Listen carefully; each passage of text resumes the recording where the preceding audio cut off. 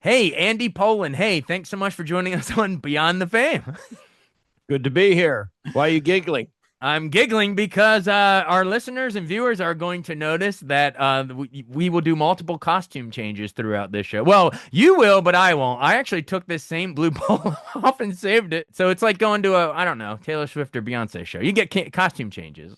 Well, in the early days of PTI, I know this because I was working with Tony Kornheiser on the radio still, and they would occasionally do an interview the day before that would air the next day. Yeah. And a panic set in. Oh my God, we're wearing different clothes than we wore during this interview. And then they got to the point where, yeah, okay, so what? The viewer's not going to turn off the TV because of that. Yeah. So, For our yeah, radio slash podcast listeners won't know the difference. You know, right. you can't hear close unless you listen really close.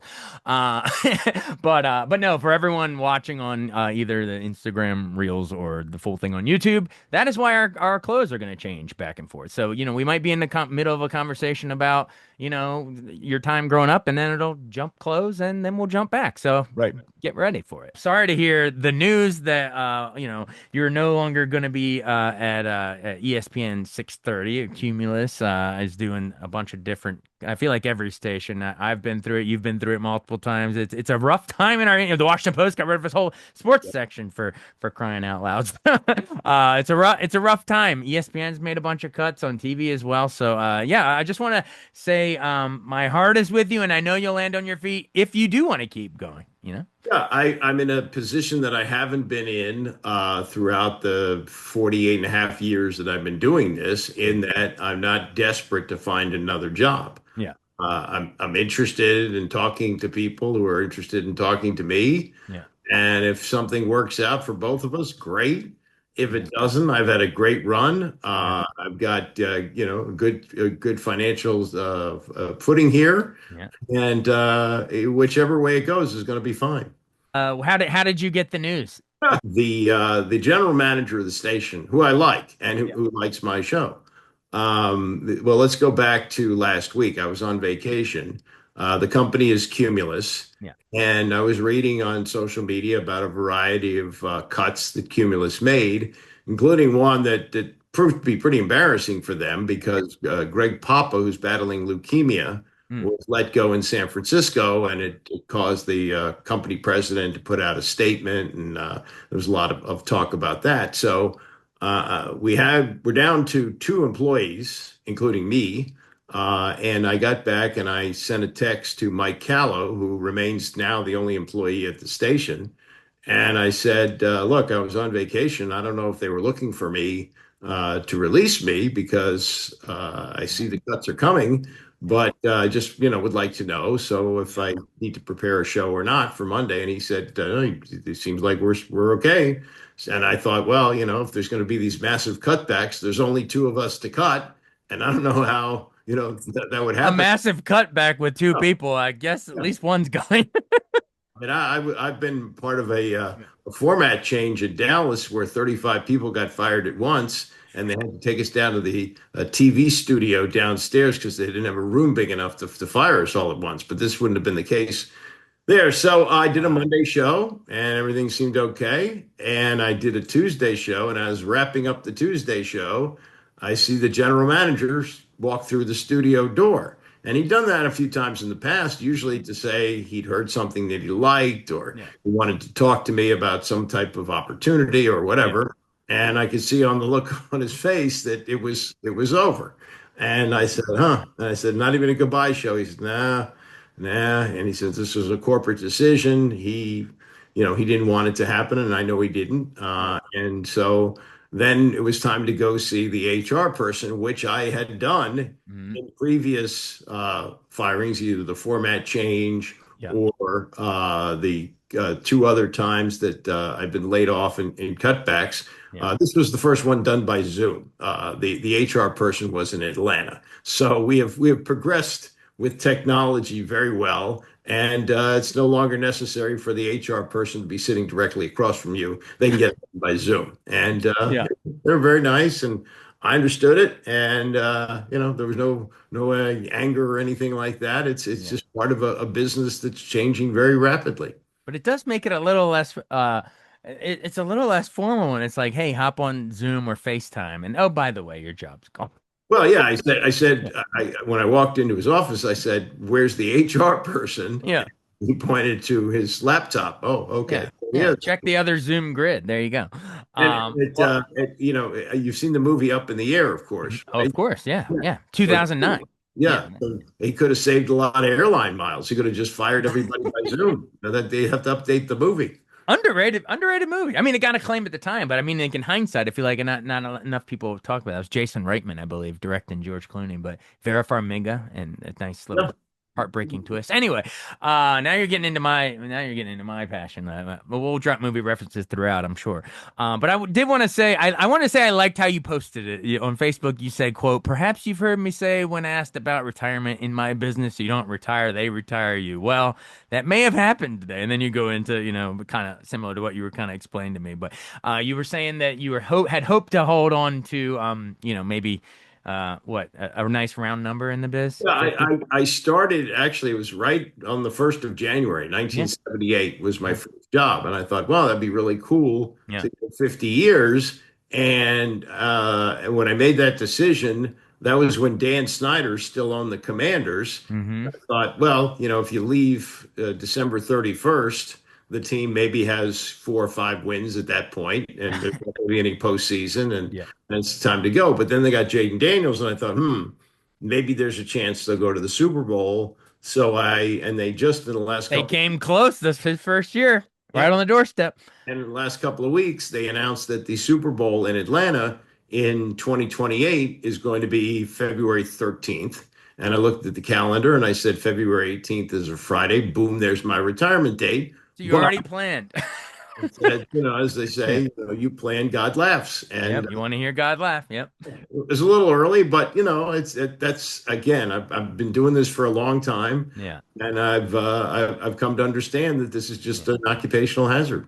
Well, I'm hoping someone's listening to this here podcast and's like, you know what? We want Andy to he's a legend. He's a institutional knowledge is unparalleled in this town, on this team, and all sports and all things sports in DC. So I hope someone is like, you know what? Let's get him to that nice round number of 50, and he can Nobody pick has up. to hold the benefit. I mean, I'm doing fine. Yeah. So It's for the love of the game, as they yeah, say. if there is an Yeah. opportunity that somebody wants my services, Yeah. I find that this sits well with me, I would do it. Yeah. But again, it's not going to have to be a fundraiser. No GoFundMe page for Andy. Andy's okay. Okay, so I don't have to put a GoFundMe link in No. this podcast. Okay. Well, then that's great. That's good to know. Let's have fun with this.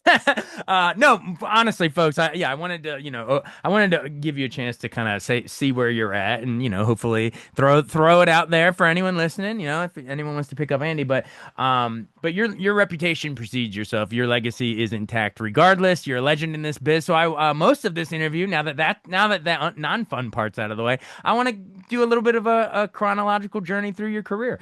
Take me back to the very beginning. Where did you actually grow up? And I mean, I know some of this stuff, but I'm gonna speak kind of more generally for the for the newcomer listeners from other towns, maybe. But where did you grow up? And what were who were your sports heroes growing up? Well, I grew up here, Yeah. here being the Washington D.C. area. I still don't call it the DMV. I'm old enough when we called it the Washington metropolitan area. I know that's a longer handle, but DMV always reminds me of standing in long lines, Yeah. waiting for people to call your number. Yeah. So Now at counter number yeah. 3. Yeah. Right. My father had grown up in D.C. He went to Central High School, which is now Cardozo. Yeah.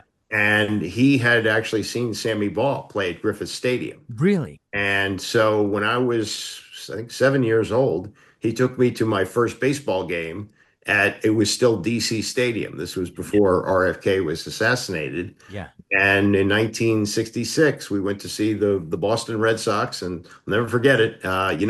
Here's another movie reference. The scene in City Slickers where Billy Crystal describes his best day? Of course. We had a black and white television, and Yeah. we come through the tunnel, and I see this green grass, as green a grass as I'd ever seen Yeah. on the field at RFK. I had the exact same experience there. But you didn't bring Norman the cow or whatever, right? No, You didn't bring no, Norman. it's just me and Dad. And No. Yeah. We sat and we watched the game, and he taught me how to score, just like Billy Crystal's dad did. I mean, everything was the same. It was a Wow. gorgeous Saturday afternoon. Mickey Mantle didn't play for either team and didn't hit a home run, but I think Frank Howard was on that team. I don't know whether he hit a home run that day. Wow. But that was the birth of my lifelong love affair with sports. Wow. And we went to my first Redskin game was at the end of the 1968 season. My father Okay. worked for, at that time, George Hyman Construction Company, which is now Clark, big, Yeah. big, big May have company. heard of it. Yeah. Yeah. Yeah, and in those days, you got to realize this: there was no boxes. You had the owner's box, which Edward Bennett Williams sat in, but there were no luxury boxes. Mm. So, a big company like this had tickets, but there were tickets in the stands. Like season tickets, but in the stands. Yeah. In the stands. Hey, that's better that way. And my father was not an executive there. He, Right. he was Yeah. he was an engineer. He was a what they call project manager. Yeah. And by the end of the year, the team wasn't in contention, and it was really cold. So the tickets filtered down to him, and we Nice. went. And it was Nice. great. When did Lombardi take over? Was that Okay, so that I saw what was the last game that it was the Cleveland Browns quarterback who became the coach, Otto Graham's yeah, last game, and then they fired him at the end of the season. 69, the stadium gets renamed RFK Stadium. because Bobby's killed? Yeah. Yeah, Vince Lombardi is the coach, and he was very close to the Kennedy family, Yeah. as you may know. Mhm. And yeah, that launched what had been the greatest season they'd had since World War II. Yeah. And it was really, and we went to a game at the end of that year as well. And then sadly Vince Lombardi died, Yeah. and Bill Austin was the coach for a year, and then George Allen came in 1971. Mhm. And I used to wake up every day to Johnny Holliday's morning show. Wow. Shout WW, out Johnny. Love him. yeah, Look him up. Look our combo in the archives. A legend as well. Yeah. I'm old now, Yeah. and I was a little kid then, and Johnny was he'd already introduced the Beatles. So he was already a big deal. Yeah. And he had a sportscaster named Tony Roberts who passed away a few Yeah. years ago. He had a wonderful career as well, Yeah. did Yeah. Notre Yeah. Dame football. And I remember waking up and hearing him do the sports report Yeah. that George Allen had traded all of his draft picks for his old players from the Rams. And a bunch of people think he was crazy. The Over the Hill gang, right, was Oh, born. they had nothing to lose. They had Yeah. been a terrible team for a long time. Yeah. Nobody said, "Oh, you're breaking up a great team, Yeah. or you're going to destroy a great team." Here comes veterans, and they Yeah. actually had some pretty good defensive Yeah. players on that team, and he added a few others, and he had some offensive guys, and they started the year 5-0. And George Allen's picture was on the cover of not Sports Illustrated, but Newsweek. And Yeah. Newsweek in 1971, you got your picture on that. That was That's really, just that's mainstream. That not even just sports fans knew. and that's where I think he may have said it before that. He may have said it, but I remember the cover, and it said, "The future is now." Yeah. And they went to Kansas City. They were still playing not at Arrowhead Stadium, but Memorial Stadium. And they were leading in the game. And Charlie Taylor caught a touchdown pass. But as he went in the end zone, Emmett Smith tackled Emmett Thomas Thomas. Yeah. was in the Hall of Fame as well. And he tackled him, broke his ankle. The offense really wasn't the same. They got into the playoffs, though. That was a huge deal. Got to the playoffs, played in San Francisco, lost that, and then the following year they went to the Super Bowl, and that was a major deal. Yeah. Wait. So this was I guess Sonny, right? Sonny Well, Jurgensen? no, actually, Really? that's the other thing about this that when they were bad, there was little else to cheer about but Sonny Jurgensen throwing touchdown passes. Yeah. And in 1971 until 1976, teams played 6 exhibition games, 14-game regular season, 6 exhibition games. Wow. And unlike today, the starters played. Yeah. And Sonny, who should have known better at that point in his career, threw an interception against the Dolphins, tried to make a tackle, broke his shoulder, out for the year. Yeah. So that was Billy Kilmer. He was the quarterback for that team. Yeah. I think probably the roots of my sports radio, probably at the lunch table in the high school cafeteria. When I was 1973, that was really the height of it. I was a Yeah. sophomore and too afraid to talk to girls.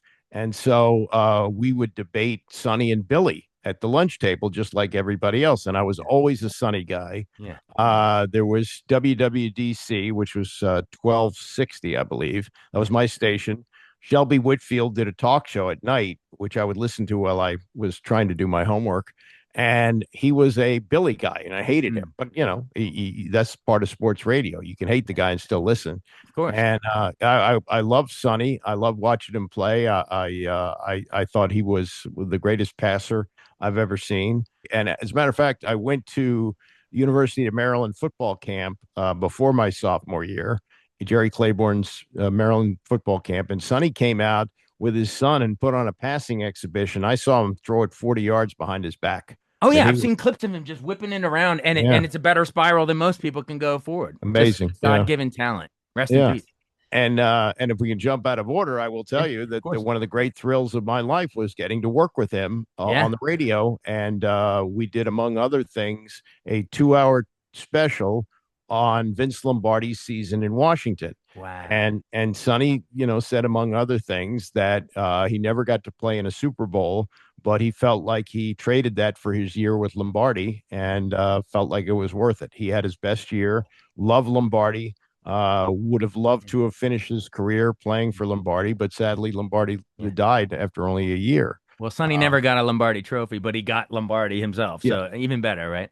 Right. Well, I don't know. But so you grew up watching basically those great George Allen teams, 40 men together can't lose, right? So so who were your idols? Sonny, obviously, but Charlie Taylor, Bobby Mitchell, who were your guys? Yeah, well, Bobby Mitchell retired right before Lombardi started. He went to training camp and decided he would retire then. So I don't really remember him in his prime.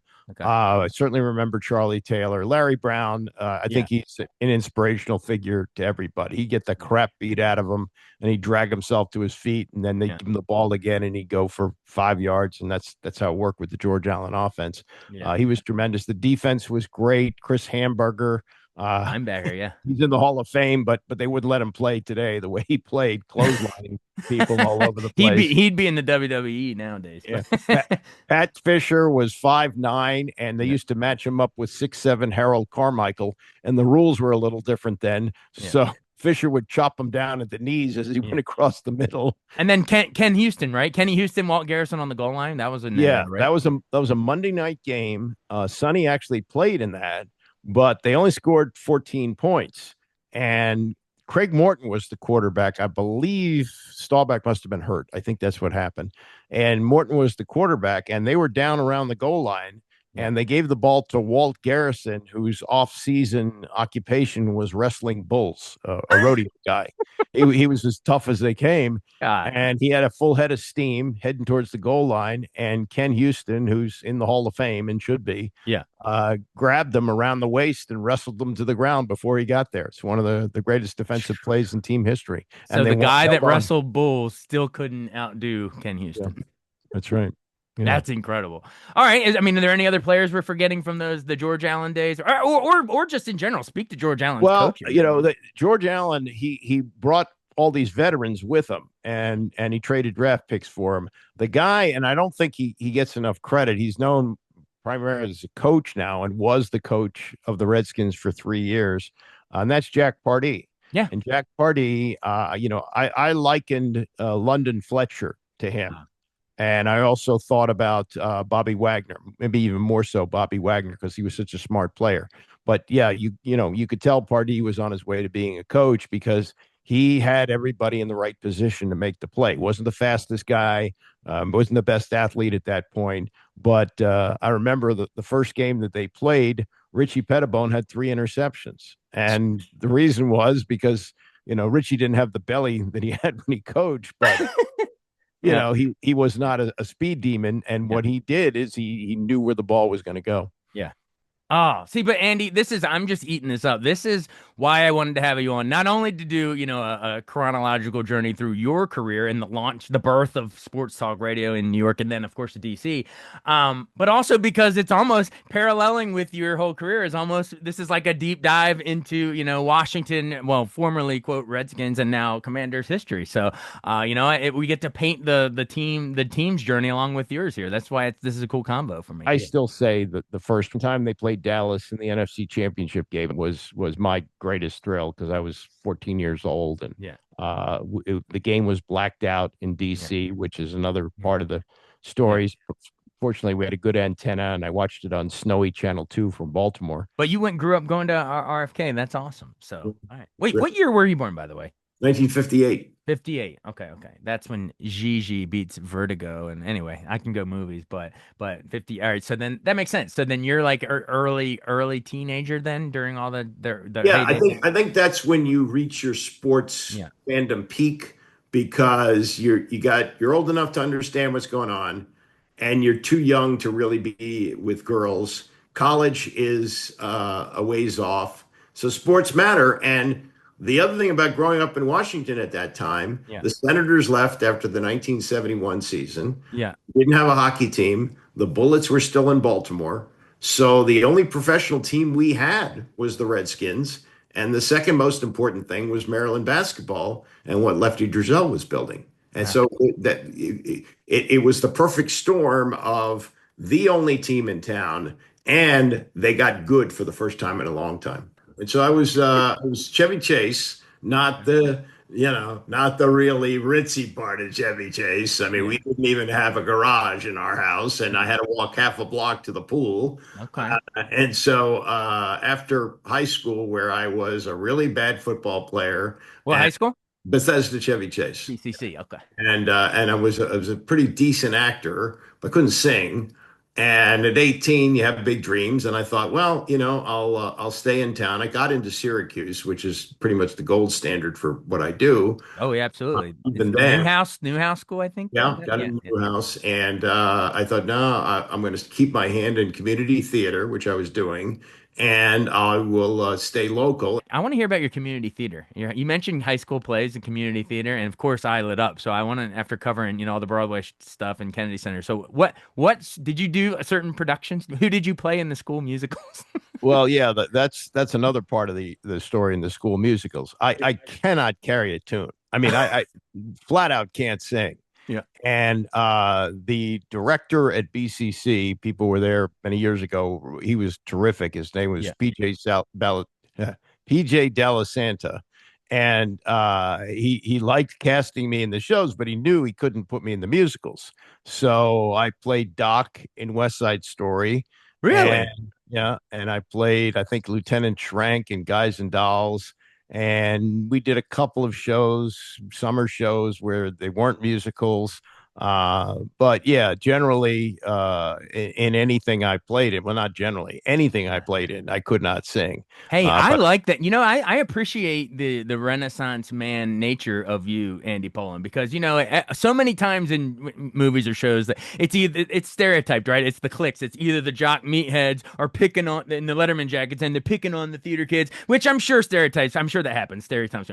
But you and I, where we liked musicals, theaters, and we played football. West Side Story. You got a rocket in your pocket, and Guys and Dolls. That a lady doesn't leave her. What is it?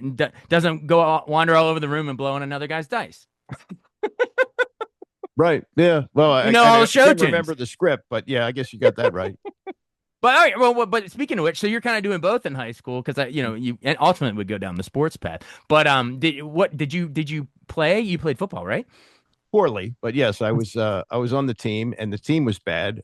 We won 4 games in 3 years, and What position were you? I was the center at 165 pounds, so that ought to tell you what you need to know about the team and the poor quarterback who had to rely on my blocking. But so he was like Patrick Ramsey back there and getting destroyed. Yeah. Nose guards just plowing you over. Right. I mean, I really enjoyed the experience. I love, the guy locker room. Yeah, that's what most people miss about playing sports. And Absolutely. And to be perfectly honest, I was such a poor athlete. That was the only sport I could ever play because they didn't Yeah. cut anybody. Yeah. Oh, there you go. Yeah. Well, hey, Yeah. show real quick. Show everyone your shirt. You showed me Uh, before we hopped on here. yeah. I might have If to you can see stand that, up. There there you we go. go. That's that. This was a like many of my Yeah. things in the wardrobe was a freebie. It was the T-shirt that was given out the night of the Washington premiere of the movie. I think Yeah. you can go to IMDb to Yeah. find the year. It seems like it was about Oh, 20 years ago, I'll tell you, it something was like 2004. Yeah, 2004. that Yeah, was you know that. Billy. Oh, I know. Give me. I can get. You can give me any year, all the way back, and I'll tell you. Try me real So quick. Try me. one, Just say a random year, long before we were born. well, I mean, I would have to think about movies, and the movies I know are easy, like The Godfather, 72, The Yeah, yeah, Godfather yeah. 2, 74, Or yeah, yeah. yeah. But So, you reverse engineer. Just say a year. Just say a year, and I'll spit. We'll go the other way. okay, 1978. What was the The Academy deer. Award winner? That's the Deer Hunter. Oh, right. But also that was the year of like Grease and Yeah. Superman and Body Yeah. Snatchers remake and all that. The Deer Hunter I saw in theater in San Antonio. Wow. And I cannot remember a movie where the movie ended. And this was long, like it was three and a half Oh yeah, it's hours. like 3 hours. Yeah, there's an Yeah. hour. There's an hour of them in town, the Right. wedding and hunting, and then an hour in Right. Vietnam, and then an hour back home. Yeah. And I was too young to have an enlarged prostate, so I could sit for a long time.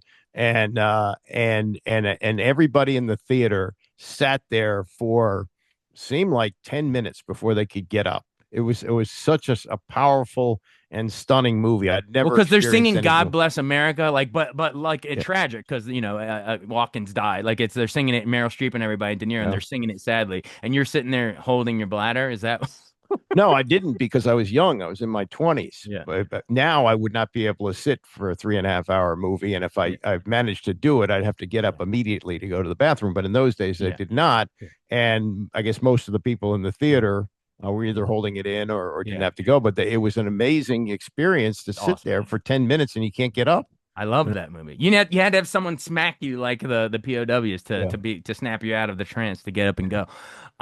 Great movie. Anyway, yeah, no, so I love movie history. We could literally go all day on the thing on the quizzing. But anyway, back to the Friday Night Lights. We were talking before we got on here. So you played center. Okay. Mhm. Any who were your big rivals back then so your BCC, was it like Seneca Valley, Damascus? No, they were just getting off the ground. We were everybody's homecoming opponent because they they they knew they book could you. they knew Easy they could win. beat us. Right. And we didn't play Friday Night Lights because this was so long ago that schools in Montgomery County didn't have lights. We played at 2 o'clock on Saturday Yeah. afternoons. Yeah. Yeah. What does Ray Liotta say? Shoeless Joe and Field of Dreams, they're like owners. They had to put lights in. uh, but yeah, no, no. Anyway, shout out to Rick Connor. He's the reigning DC high school 3A Maryland State Coach of the Year. He was my we like similarly, we won 3 or 4 games my junior year, like you. And then he came over my senior year and we went all the way to states. Lost to Wow. Seneca, but anyway, he's still going, several state titles later. So I'm a huge fan of Friday Night Lights. Did you write for the school paper, cover any of it? No, I kind of regret that. Did not write for the school paper. And there was a television station, which Yeah. I probably should have spent more time at, but I didn't. Yeah. And my jump into radio was college. Yeah. And I jumped in. I went all the way in, and I've been there ever since. And I knew that American University had a good radio station. I was interested in that too. Mhm. And they had an organizational meeting for the radio station about my third day on campus. And within 2 weeks, I was spending all my time at the radio station. And I knew that this is what I wanted to do. I loved it. And through an odd set of circumstances, and you're going to have to go way back on this, but there was a sportscaster at Channel 5 Okay. in between Bernie Smilovitz and Steve Buckhantz, who's a good friend of mine. Okay. And his name was Joe Fowler. And Joe and I had gone to school at American University. He was from San Antonio, Texas, and we became very good friends. We had an apartment together. And midway through my sophomore year, he went back home to San Antonio to broadcast the AA Dodgers. They had a farm club. I think the Brewers farm club there now. But in those days, the Dodgers had a AA team, and he was going to do their radio. And he left school, and we parted ways. Stay in touch. The whole thing that goes on. And Christmas Eve, I got a call from him, And he said, listen, I don't know if you're going to get this job, but it'd be great experience for you to apply. And I gave them your name, and here's the name of the person and the address to send the tape to. And it was in Port Arthur, Texas, which is about 90 miles east of Houston. Okay. Bed for high school football. They at one time an area that had 60,000 people had a dozen players in the NFL. Really? Yeah, Do you remember any of them? Bubba Smith, Tony Oh, Smith, Joe Washington. nice. They had a bunch of them. Nice. And so I rather than do the usual on Christmas and watch movies and eat Chinese food, I made a tape at the campus station, and they didn't even have FedEx then. I express mailed it the next day. Did that at the post office to this guy in San Antonio. His name's John Barger, and no cell phones. I happened to be in my apartment, and he Yeah. called. He had a thick accent, and he had listened to the tape. He liked the tape. He gave me a sports quiz, which I passed, and he offered me $160 a week to go halfway across the country and work for his radio station in Texas. Wow.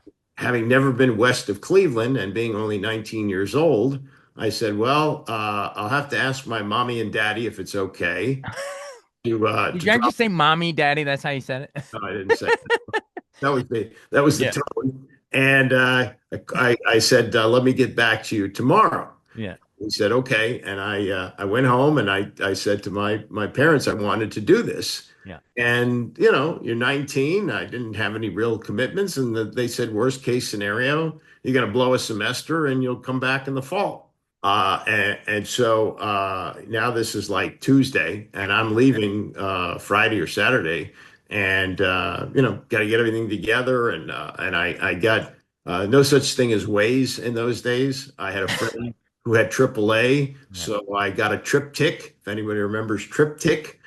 You know, I packed up my Volkswagen and sure enough, drove halfway across the country, Wow. landed in Port Arthur, Texas on January 1st, 1978. Wow. It So was, you leaving Chevy Chase yep. like Chevy Chase in a little station wagon, Holiday Road, baby. Yeah, So you're yeah, it was actually it was a Volkswagen squareback station wagon is well, what it there you go. Yeah, Holiday Road. was. Yeah, so So 78. Okay. 78, yep. I arrived there and started work, and it was great. I mean, I did high school football games. It was news talk, so I was doing sports just kind of like the TOP format, Yeah. except that they did talk shows in the middle of the day. And I did that in the morning and the afternoon. I covered high school sports. I drove to Houston on the weekends to watch Earl Campbell in his rookie year. I Love You Wow. Blue. Yeah. Yep. And the general manager fulfilled his promise to me that if I stayed a year, he would transfer me to San Antonio. And I also fulfilled the promise that I made to my parents when I went over to their house for dinner that I would finish school. And I enrolled in Trinity University. And I was working overnight covering crime. And here's another movie reference. Did you ever see the movie Nightcrawler? Now, of course. Yeah, the great Jake Gyllenhaal, right? Yeah. 2014. Yeah, everybody check that out because he's like I he's staging the crime scene. Yeah, it's good Yeah, stuff. and I could very much relate to that. And I wasn't doing TV, but I was doing radio, and Yeah. I was in the newsroom listening to the scanners. And Wow. there was in fact a freelance camera guy who wanted me to have the stories for the morning news on WOAI, so that the news directors would think his video was big enough to put on TV at 5 o'clock. And so it was, you know, we would call each other when we hear tips and Ah, nice. scene. And he wanted flames because he was a video guy. I just needed to talk to firemen and Yeah. people like that. And I did that. And I also filled in on sports. I actually got to do SMU basketball on the radio for a couple of years. I graduated from Trinity.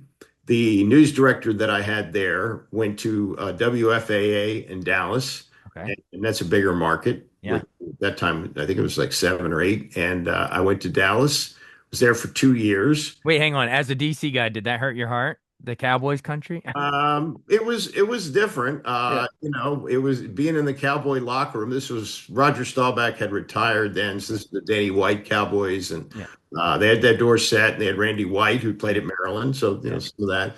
and Tom Landry and all that. And so, You're right. I was out of town when Joe Gibbs was hired. I was working in Texas, and then in 1982 we had the strike. I was covering the Cowboys then, Yeah. and they knocked out half the season for the strikes. As a matter of fact, the radio station I was working for, some guy was doing recreations of games as if he looked at the Cowboys schedule and he would create the game as if it was actually played. Wait, are you And kidding so me? no, This is they taking Kevin Sheehan's mock schedule yeah, to another level.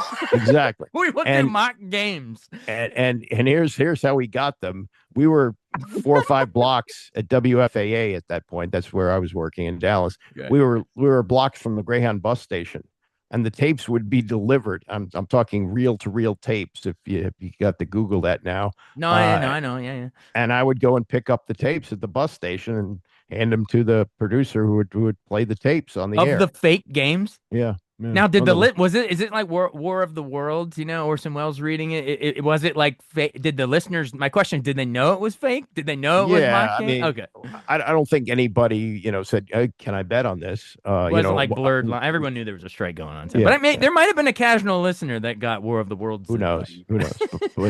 But yeah, that was that period of time. But that's the lead up to the first Super Bowl, right? But that NFC point, Championship. Yeah. January '83. Yep, and see the We Want Dallas, and everybody now talks about the new stadium. Oh, we got to have stands that shake, Yeah. and people say, "Oh, the whole stadium shook." Yeah. No, OSHA would have shut it down if that was the case. The whole stadium didn't shake. RFK Stadium was actually built more for baseball. Yeah. And in the outfield, when you didn't need all that space, when football would come around, they put in temporary stands. Right. It was like little bleachers that shook. Yep. Yeah. And so once the Senators left, they never took out the temporary stands.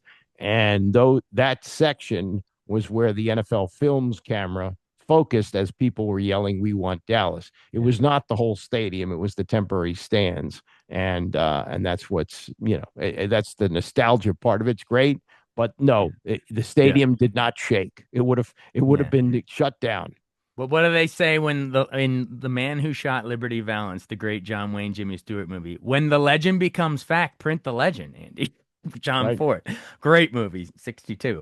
But yeah, I mean, even though that might be a little, mythified, it was still a great home field advantage. I mean, RFK was the No loudest. question. I was lucky enough to go to 2 as a kid. I've had conversations with Doc Walker about that, who played in that game. Yeah. Now that We Want Dallas had started the week before. They had played Minnesota. That's the game where John Riggins took the bow. Right, and they in those days they couldn't, I don't know, they couldn't have, now they have like 4 games a day, but in those days they'd split them up. So they played the Cowboys played, I believe, the Rams the next day, and the fans, when the game was in hand against Minnesota, wanted to play Dallas in the NFC Championship game because that was the only game that they lost that year. Right. The strike year, they were 8-1. They lost to Dallas. They won revenge against the Cowboys. And so when in the pregame before they played Dallas in the NFC Championship game, the place was full and people were chanting, "We want Dallas, we want Dallas." Yeah. And as Doc tells it, they're doing their stretching, and he hears this unbelievable roar, and just like a gladiator, Riggins slowly walks out of the tunnel, and the place just explodes. and he said at that point he knew it was over. I'm getting goosebumps. They had played it down. He said the game was over. Are you not entertained? Yeah. As our boy Russell Crowe would say.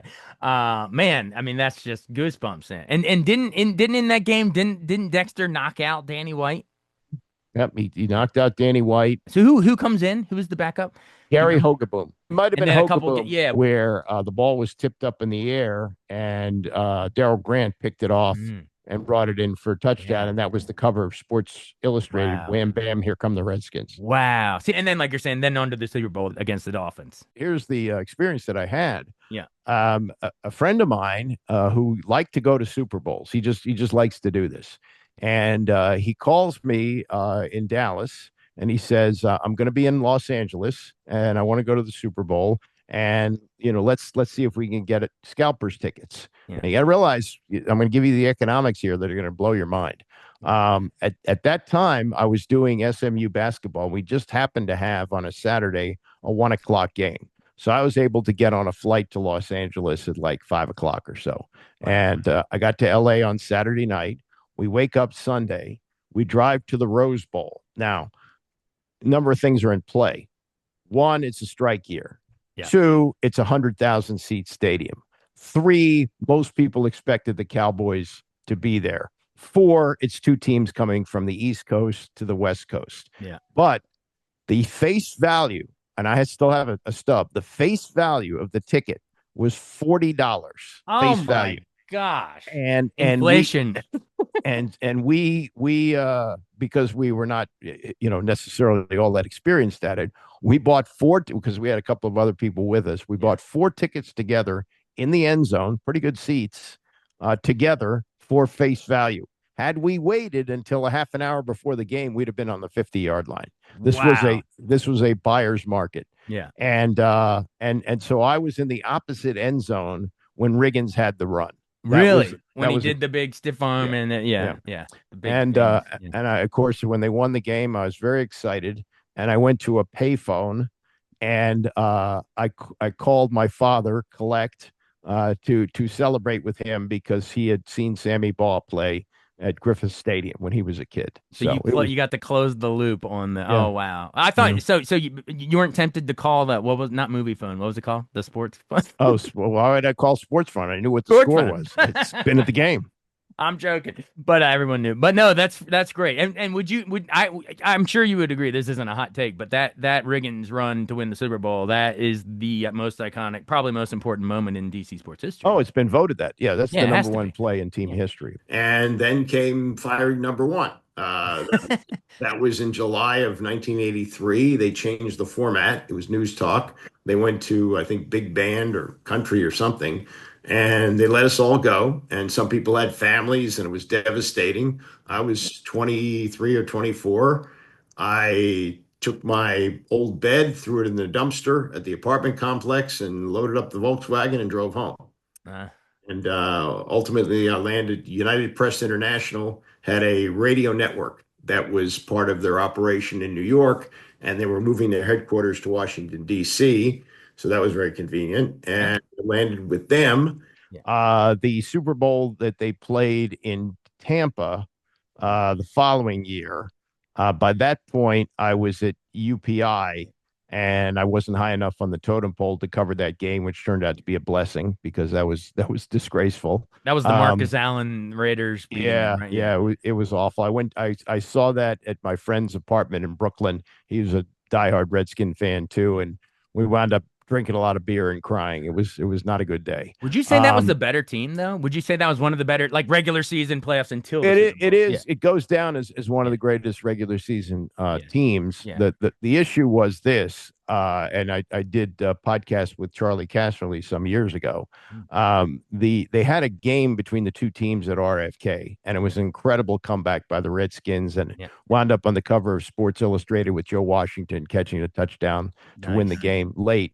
And then they met again in the Super Bowl. They were actually favored. And I remember the Tom Boswell column that day about a dynasty was born. They'll take this game 2 in a row. And Charlie said, you got to remember this, in that wild game that they had at RFK, where they won it with the Joe Washington touchdown, Marcus Allen didn't play. He didn't play in that game. Big difference. And only a year after Riggins had set the Super Bowl record, against Allen broke it. Yeah. Oh, Marcus Allen. Well, there's the famous play. You can't watch NFL. Oh, they made a Coke commercial out of it. No, Stanley Washington's still trying to catch him. It was awful. Do you think if that play / that game doesn't have, if it goes the other way and we win, I'm going to say we, damn it, because I'm from the area.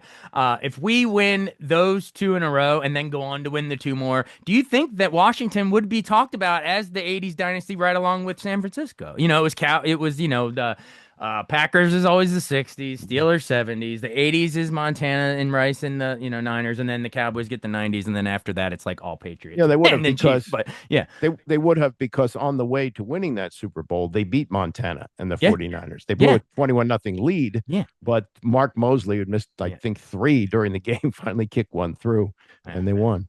Wow. So yeah, so I always try to remind people outside the mark because those dynasties that I just named, my wife even learned them. Kind of like what is it, the movie Diner when she has to learn before they get married. Anyway. Football quiz. Yep. Yeah. We're just making more references. Shout out to DC's and Baltimore's, Maryland's Barry Levinson, actually.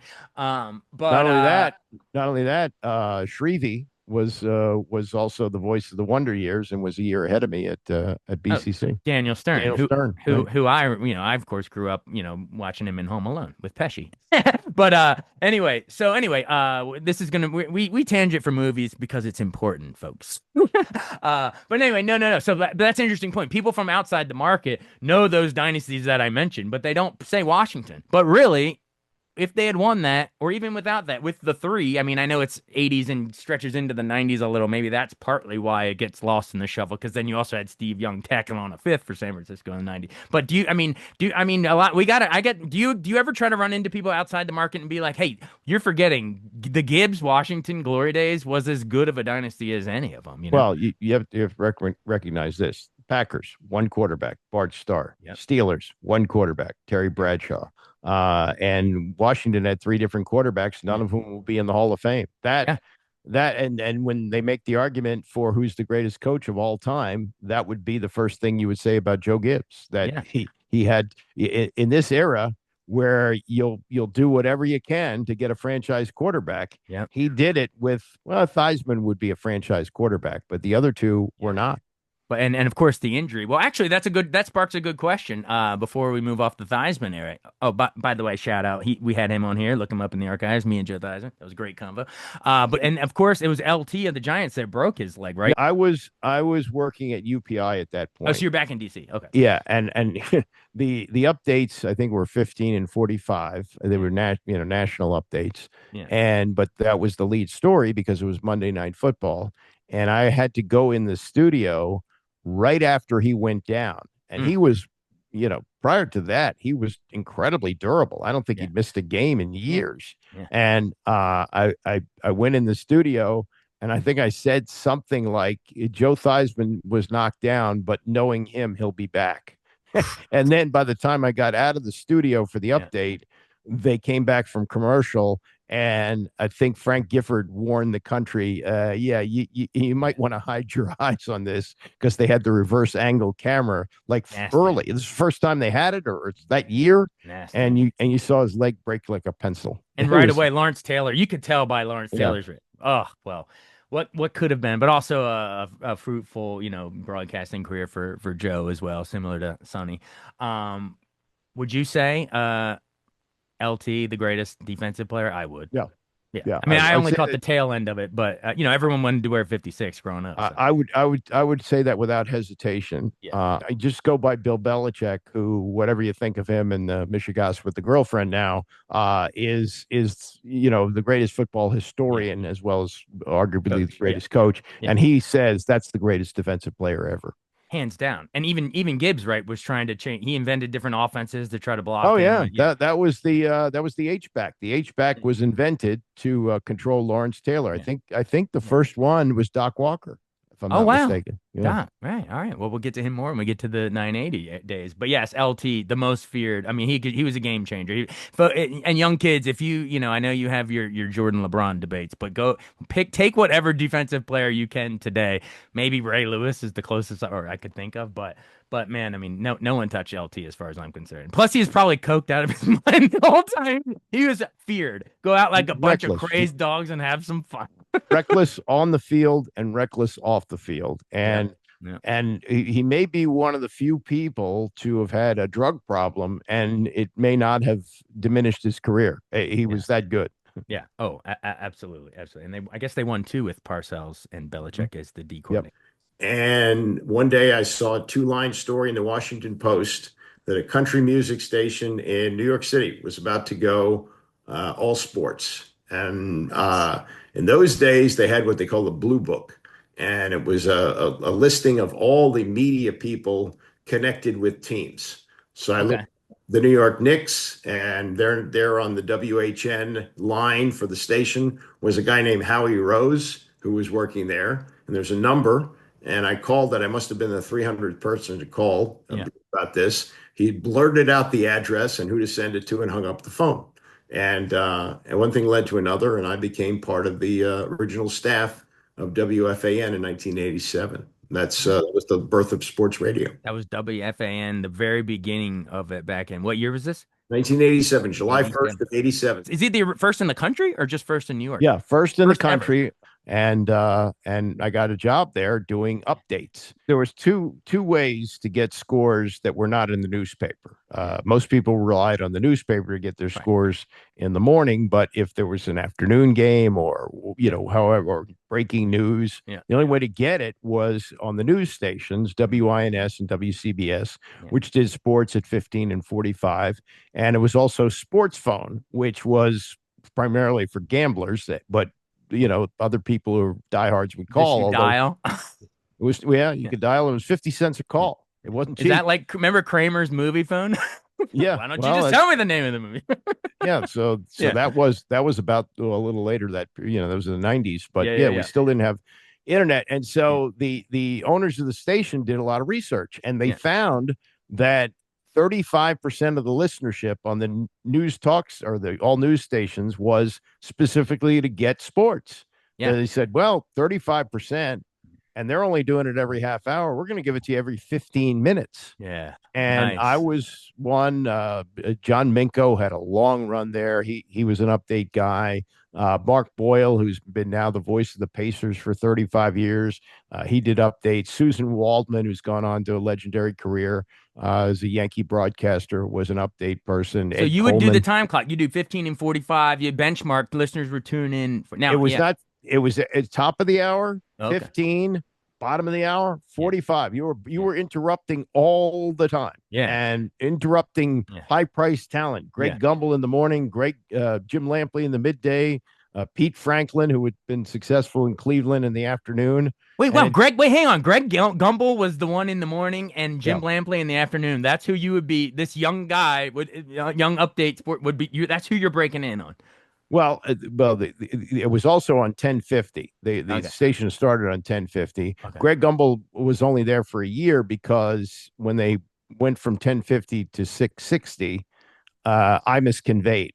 Don Imus had a deal. Imus. Okay. Yeah, and Don Imus was making $1 million a year, and the choice was to put him on the air with the contract or keep him off the air and pay him.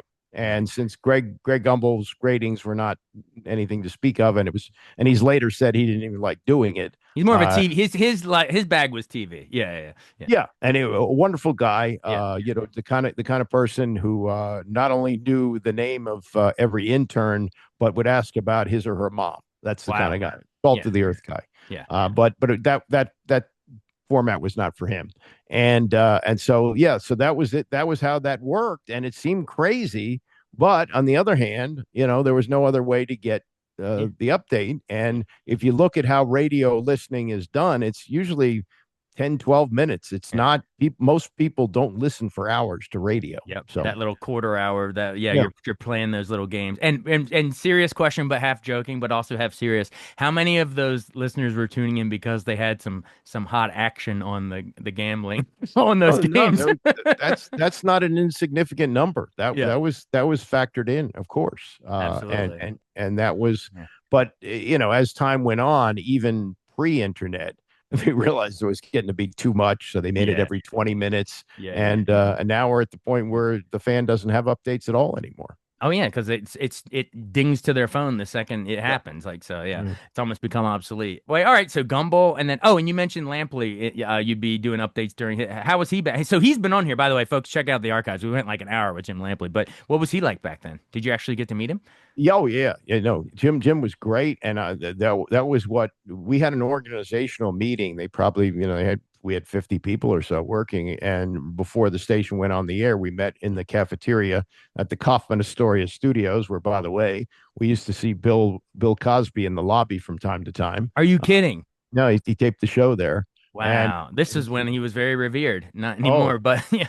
he was beloved, Yeah. believe me. It was the best show of the 80s, the best, Yeah. comedy of the 80s. Yeah, absolutely. Yeah, absolutely. So I was very impressed that they were really into this because both of them had great television success, especially Lampley, but they asked the most questions. They were committed to doing this. And Yeah. what happened was Jim was fired from ABC like 2 or 3 months after the station started, Mm, and he wound up going to Los Angeles, that's which right. is where he was co-anchoring with Bree Walker, and they later became a couple.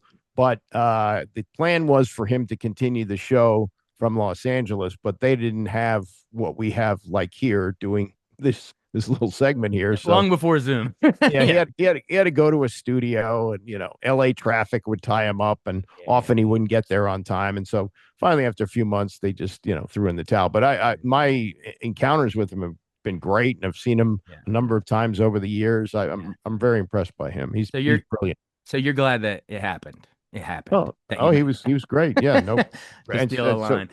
Who else? yeah. Any other? Do we want to give flowers to anyone else before? Because we're about to. I want to pivot. We're going to pivot down to DC, launching 570 and 980, obviously. But before we leave the New York, is there any who else was it Mike and Mad Dog, or what were some Yeah, of the do you big want to shows know on back then? because I heard it live how the genesis of that happened. Oh, do you have time to share it?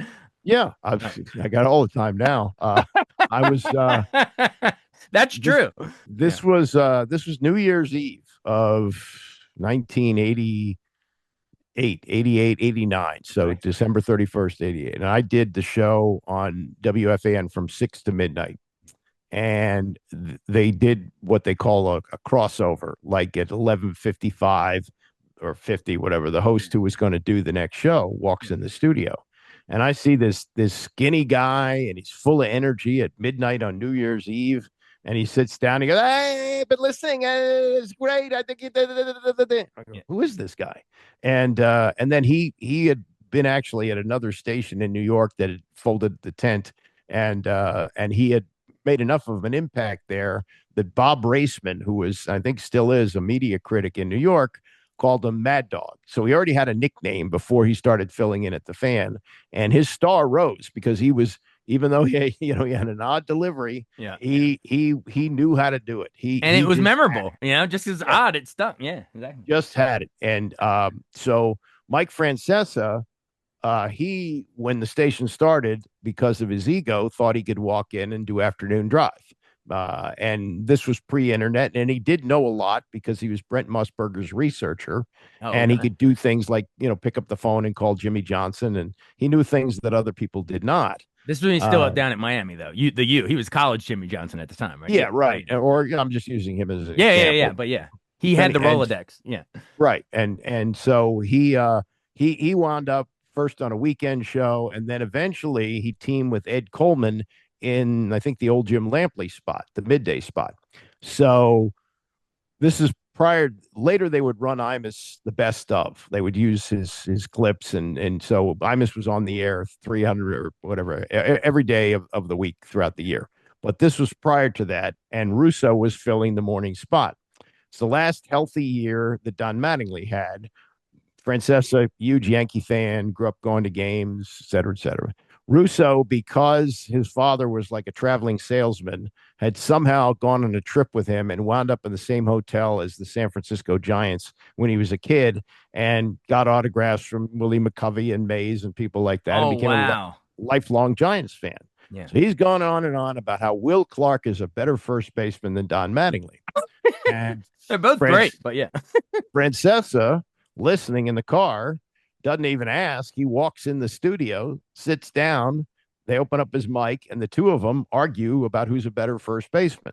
The program director, Mark Mason, was listening to that, and that became sort of the peanut butter and chocolate moment. Like, Them okay, debating about he heard it in the car, yeah, comes in, and he just walks in studio, and they have a real-time debate, and then yeah, someone sitting back there going, "Oh my gosh, we should put that on the air." it was so ahead of its time. You got to Yeah, remember what sports you might have hosts arguing with callers, but right. hosts together didn't argue. That was kind of a different thing. Wow. Wait, And so Andy Pollin, who was the better first baseman? Well, Clark or well, Dunn? Who had yeah, well, by Don by a mustache, maybe. I think I would take a healthy Mattingly. But Yeah, yeah. anyway, that show became the replacement for Pete Franklin Mm, when Franklin his contract was up. So gotcha. they took over, I believe, in the fall of 1989, and they also benefited from Imus making fun of them every morning. So they launched and they became the gold standard for sports talk radio. I Yeah. don't there'll never be a duo like that again. To this day, that's the ones that you'd probably put on the Mount Rushmore, Yeah. you know. Sorry, so this is and so for you younger listeners, this is WFAN in New York. What was the call numbers again? Give it one more time. Well, this at this point it was 660, Okay. 66, and it was only AM and when AM, okay. FM when the last Yeah. I don't know 10, 15 years, And something then like that. there's 1010 wins, obviously, is Yep. the big news one up there. It's still going. What I did realize when I was in New York is it's very, very difficult to do sports radio in a town that you didn't grow up in. I mean, Mhm. I came to WFAN and I would watch Mike Francesa sit there for 15 minutes and talk about seeing Mickey Mantle play. Yeah. That's something he could do. You can't And beat that. That's yeah, priceless. Yeah. and I could never, no matter how long I stayed at WFAN, I could never become that. Yeah. But I could come back to Washington and do the same thing about Sonny Jurgensen. And I think Absolutely. if you look across the country, anybody who's had success doing this is a native. All right. So then just then on the cusp of you moving down to DC, then here's how we'll do the segue. Are you keeping an eye because you starting there in '87? So that's Doug Williams leading the Skins to the second Mhm. Super Bowl. What was the Darryl Green punt return broken rib? That was in the 87 year. Okay. And that's when they were playing the Bears in Chicago. Right. And Gibbs would rarely use him as a punt returner. Yeah. But he felt like the game needed a big boost. Yeah. So he asked Darryl to return a punt. Yeah. Darryl hopped over Cap Boso in returning it and took it in the end zone. But if you watch the play, he's grabbing his rib. Yep. And he tore a rib cartilage muscle. Said that he wasn't going to play the following week in the NFC Championship game against Minnesota. And Richie Pettibone, old school guy, prevailed on him to take a shot. Again, Darryl didn't like to take a shot, but he did it.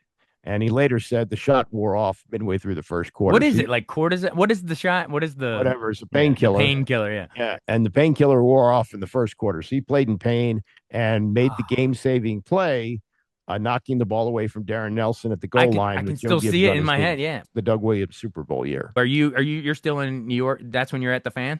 Yeah, and I actually got to. They sent me to San Diego for that. I was part of a group, and actually part of the first Radio Row. That's something you hear a lot on sports radio. We were in the media hotel, and the Pete Franklin show was broadcast from there alongside the Dave Sims show, which was still on WNBC. Okay. And the stations had we'd had not had the switch over yet. And that was it. There weren't, later on, it went to ballrooms and all that and convention centers. But at that point, that's all it was. Yeah. And so I was a reporter. And if you see the Dexter Manley 30 for 30 or the Football Life, Right. he couldn't read. And at that point, and nobody knew it. Yeah. And he came out for his interview and he was profusely sweating. And he had a newspaper under his arm. And he for whatever reason lashed out, not in a vicious way. If you've ever been around Dexter, he's his bark, he doesn't really scare you off the field. Yeah. But he said something like, you have to submit your questions in writing. And I'm standing there with my WFAN microphone and First we all Radio thought Row ever. yeah, and we thought it was kind of this was one of the media sessions where he did this, Yeah. but we thought it was kind of odd. Yeah. And nobody understood at that time that he actually was illiterate. and Oh, wow. and later went to the lab school to Wow. So to that learn was how to coming read. from a deep play. Well, he could read an offense, but other than that, yeah. So wow, okay. So X's and O's he knew, but wow. All right, so that was coming. So maybe in hindsight, at first you might have been a little put off by it, but in hindsight, you're kind of like, oh, and that was coming from a kind of a personal place. Even when I was at TOP, well, Dexter got in trouble in our airways, but I heard that but live. I but heard that yeah, live, yeah, yeah, yeah. and You were I listening called live. Rob Yeah. Woodfork and I said, "You got to do something about that." Yeah, that was his last. But I, Yeah, but otherwise, a very sweet man. Other than he'd break your hand yeah. trying to squeeze your hand. By the way, the most famous quote from that Super Bowl Yeah, was inaccurately reported. Part of the Doug Williams legacy is yeah, that he yeah. was allegedly asked by a reporter, "How long have you been a black quarterback?" And that got a lot of traction. There's no recording of it. Really? Nobody. Yes, there were no smartphones to record things then. There were no TV cameras present. The question was asked by the late Doug Johns of the Clarion Ledger, who had covered Doug when he was at Grambling. Hmm. And he had said to him, the question was, and there were a lot of people around him, and it was in a ballroom, and there's a lot of noise with other interviews.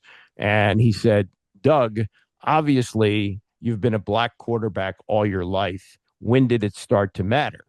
And he was, further back in the scrum, and Doug Right. said something like, "How long have I been a black quarterback?" And it got picked up by the local, probably San Diego Union Tribune. It went in the notes column.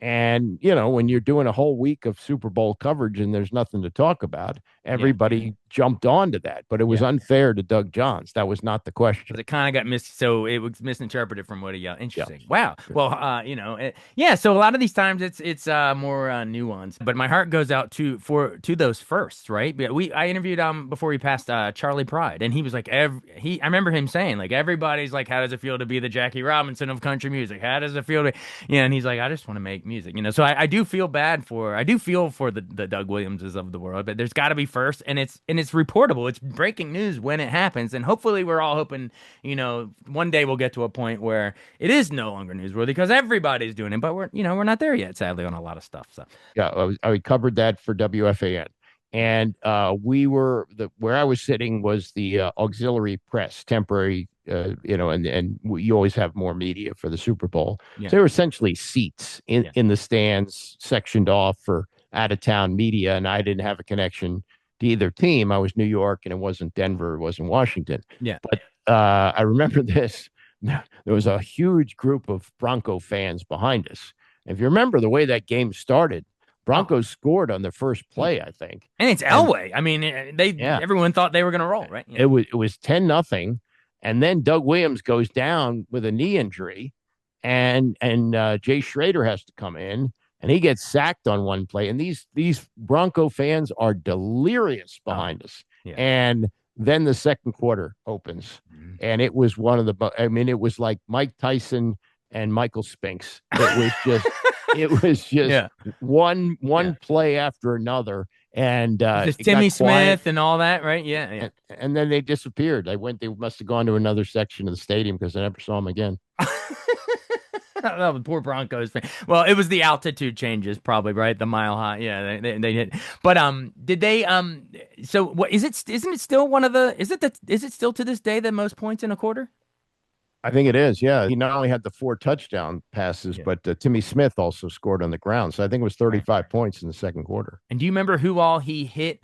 I know we have listeners from that era, and they're gonna love to hear the name Ricky drop. So who did he Sanders hit before caught Ricky? one. I Yeah. think Gary Clark caught another one. I remember he hit Clint Didier Yes. Yes. for one. I Right. forget who the fourth one was, but it Wait, wasn't was Art Monk? No, I don't know. I can't no. remember. Art Monk never caught a touchdown pass in the Super Bowl. Oh wow. He, Yeah. he was injured. That's the origin of the Fun Bunch. Oh If yeah. you Okay. Yeah. Fun bunch. Yeah, Art Monk was hurt, and the other receivers said we need to do a tribute to Yeah. Art when we Yeah. score a touchdown. So anybody that scores, we're going to meet in the end zone and give a group high Uh, five. and they all Um, jump up in the air, yeah, and not to be confused with that later weren't they called the posse, right? yeah. Clark, And Sanders, and Monk. Yeah. Monk did catch a touchdown pass in the last Super Bowl, Yeah. but it was the last time that they used instant replay before it went away for a few years, Oh and they no. overturned it on replay. Yeah, and so he never Of caught one. course. Replay again. It snake bit with it. It shows the Theismann injury and takes the the Monk touchdown away. Wow. All right. And then also, I guess Daryl Green is leading the defense at this point. He was among the players. I mean, they had Dexter, they had Dave Butts, I think, was still playing then. Yeah. Yeah. They had, yeah, I mean, that was a Yeah. great team that also benefited from the strike Yeah. because Bobby Beathard knew the strike was coming. He scouted players. They made a movie about it, right? You've seen that, and 30 for 30. Yeah. They got a quarterback out on prison on work release, Mean machine. and Charlie Casserly said, if you want to know how great a coach Joe Gibbs was, look at what he did with that team. The Yeah. last game that they played the Cowboys with a bunch of strike breakers. Randy Yeah. White, Yeah. Tony Dorsett, Danny White. They all came across the line, and they won that game. And Gibbs coached him to beat him. That's crazy. and that 3-0 certainly helped them. They gone 0-3. I don't know if they would have made the playoffs. Wow. Wow. Yeah. See, there you go. As we're going along here in chronological order, I hope you listeners are starting to you really are reflecting on Coach Joe. I mean, that's coaching with a capital C to take when you can take anyone can take like, the great star quarterback, but when you can take three different quarterbacks and then also these strike years that we're talking about, and you can really it's the coaching them up. That's what other coaches and pundits I think really admire is when you can take the lesser talented teams and still succeed with them. That's a good coach. Yep. All right. So then that brings us then to, I guess, the 91. Let's do one more before you start 980, right? So the 91 season, and then I guess the 92 Super Bowl, technically. It's like Oscar winners. They're like, what movie? But the Oscars is technically the next year. So you got, but it's the year. It's the year, the crest, the emblem. Right. It's the year of the season. So yeah, so memories of this. I mean, to me, this is actually, Andy, full disclosure. I don't know if to date myself or underdate myself, but this is the first one I actually remember. You get out of school, we made a big banner of I guess it was, against the Bills, knocking Jim Kelly out, one of their 4 losses in a row, poor guys. But wouldn't you say it still gets rated arguably the greatest team of all time? But there are people that will say that the Yeah. greatest team of the Super Bowl era or of the post merger, however you Yeah. want to put it, was that team. Yeah. I was working in New York then. I was part-time at the Fan at that point, and also full-time at UPI, which our offices were right across from Penn Station. And that season, if you want to really if you want to read something, and I have a compilation of these, I think you can find them. The Tony Kornheiser bandwagon columns, where he Nice. essentially made fun of how good they were. He went to the opening game, they won 45-0, and he said, "This team is just so good, I'm going to make fun of them." And this is in the Post, young listeners. Yeah. And there's no internet, so in order to get the column, you have to get the paper. Yeah. And the Washington Post at that point was a quarter, I think. And I would walk across the street to the newspaper vendors in Penn Station, and I would spend $1.25 to buy the Washington Post to read Tony's bandwagon column. Wow. And that was one of the touchstones of that year. And then, of course, they lost the opening game. I think that's right. Yeah, they lost the opening. No, that was another year. No, they won lost to Dallas and the Eagles that year, right? That's right. They lost. They were both close. Yeah. They lost. I'm getting the years confused. Thanksgiving weekend, Alvin Harper caught a Hail Mary right before the half, and they had an 11 game. They were 11-0, and Tony was writing, 16-0. Here we come, and beat the Dolphins, the whole thing, and they lost that game. And then the last game of the year, Gibbs rested his starters, and they lost to the Eagles in a meaningless game. The 2 playoff games were blowouts. They blew out Atlanta, they blew out Detroit, and then they won easily against the Bills. Yeah, and I remember those Falcons came in. It was the Deion Sanders, and what was the coach's name? I can see his Jerry face. Glanville. Jerry Glanville came in all cocky, and we just smoked him. Oh, he had MC Hammer on the sidelines. It was a circus. The seat cushion game is the Falcons Glanville playoff game, right? Okay, and I think that was a young Deion Sanders. I'm pretty sure. Yeah, that they destroyed. Was it Jeff George? Who was their quarterback? No, that was later. It might have been Chris Chandler, but oh yeah. Brett Favre came in late, I think, and threw a pick six Yeah. So Didn't we? I thought we beat the Lions one playoff game. that was the championship game the following week. Okay, okay. So, all right. So you're right. So I'm not making that up. So it was Falcons, then it was the NFC Championship against a young Barry Sanders, who was amazing during the regular season, but they couldn't do anything against us. Yep. Right. And then the Buffalo Bills. Right. Okay, gotcha. Speak on, of course, Rippon could sling it that year. And we put up so many points with the posse we're talking about, but also who we have not mentioned, I can't believe it, Joe Bugle coaching the Hogs. Don't you think they, more than anything, had the most to do with the Gibbs era, right? Rattle off them if you can. I'm sure you haven't burned in your brains. Well, yeah. I mean, we talked about the three different quarterbacks. There were also three different running backs with the Super Bowls. There was Riggins, and there was there Timmy Smith had the big game. But that year George Rogers was the primary back, and then Ernest Biner in the last one. It was the Biner, Gerald Riggs, and Ricky Irvins, wasn't it? Like a three? They had short yardage back, the whole thing. Yep. So the Hogs were the mainstay. All the Super Bowls, although Russ Grimm was a backup in the last one, which was his last game. Joe Jacoby tragically isn't in the Hall of Fame. I think that's a travesty. Yeah. And then Jeff Bostic was the center. Mark May was the right guard in the first two Super Bowls. He later went to I think San Diego and then the Arizona Cardinals. And the left tackle, Jake played there a long time, but that last Super Bowl team, they had the best left tackle in the game in Jim Lachey. Absolutely. And so that was the team that, if you look at that era, and to think that Russ Grimm is the only member of that line to be in the Hall of Fame, that's a crime. I mean, if you want to say what's the biggest reason they won those three Super Bowls, I would say it's the offensive line. But and Gibbs would say the same thing, But Jake, I think he was like the all 80s team, right? From the he's on the all 80s. He's still not. He's one of the few on that's not even in. Yeah, like, come on. As was Grimm, but he should be in, right? Absolutely.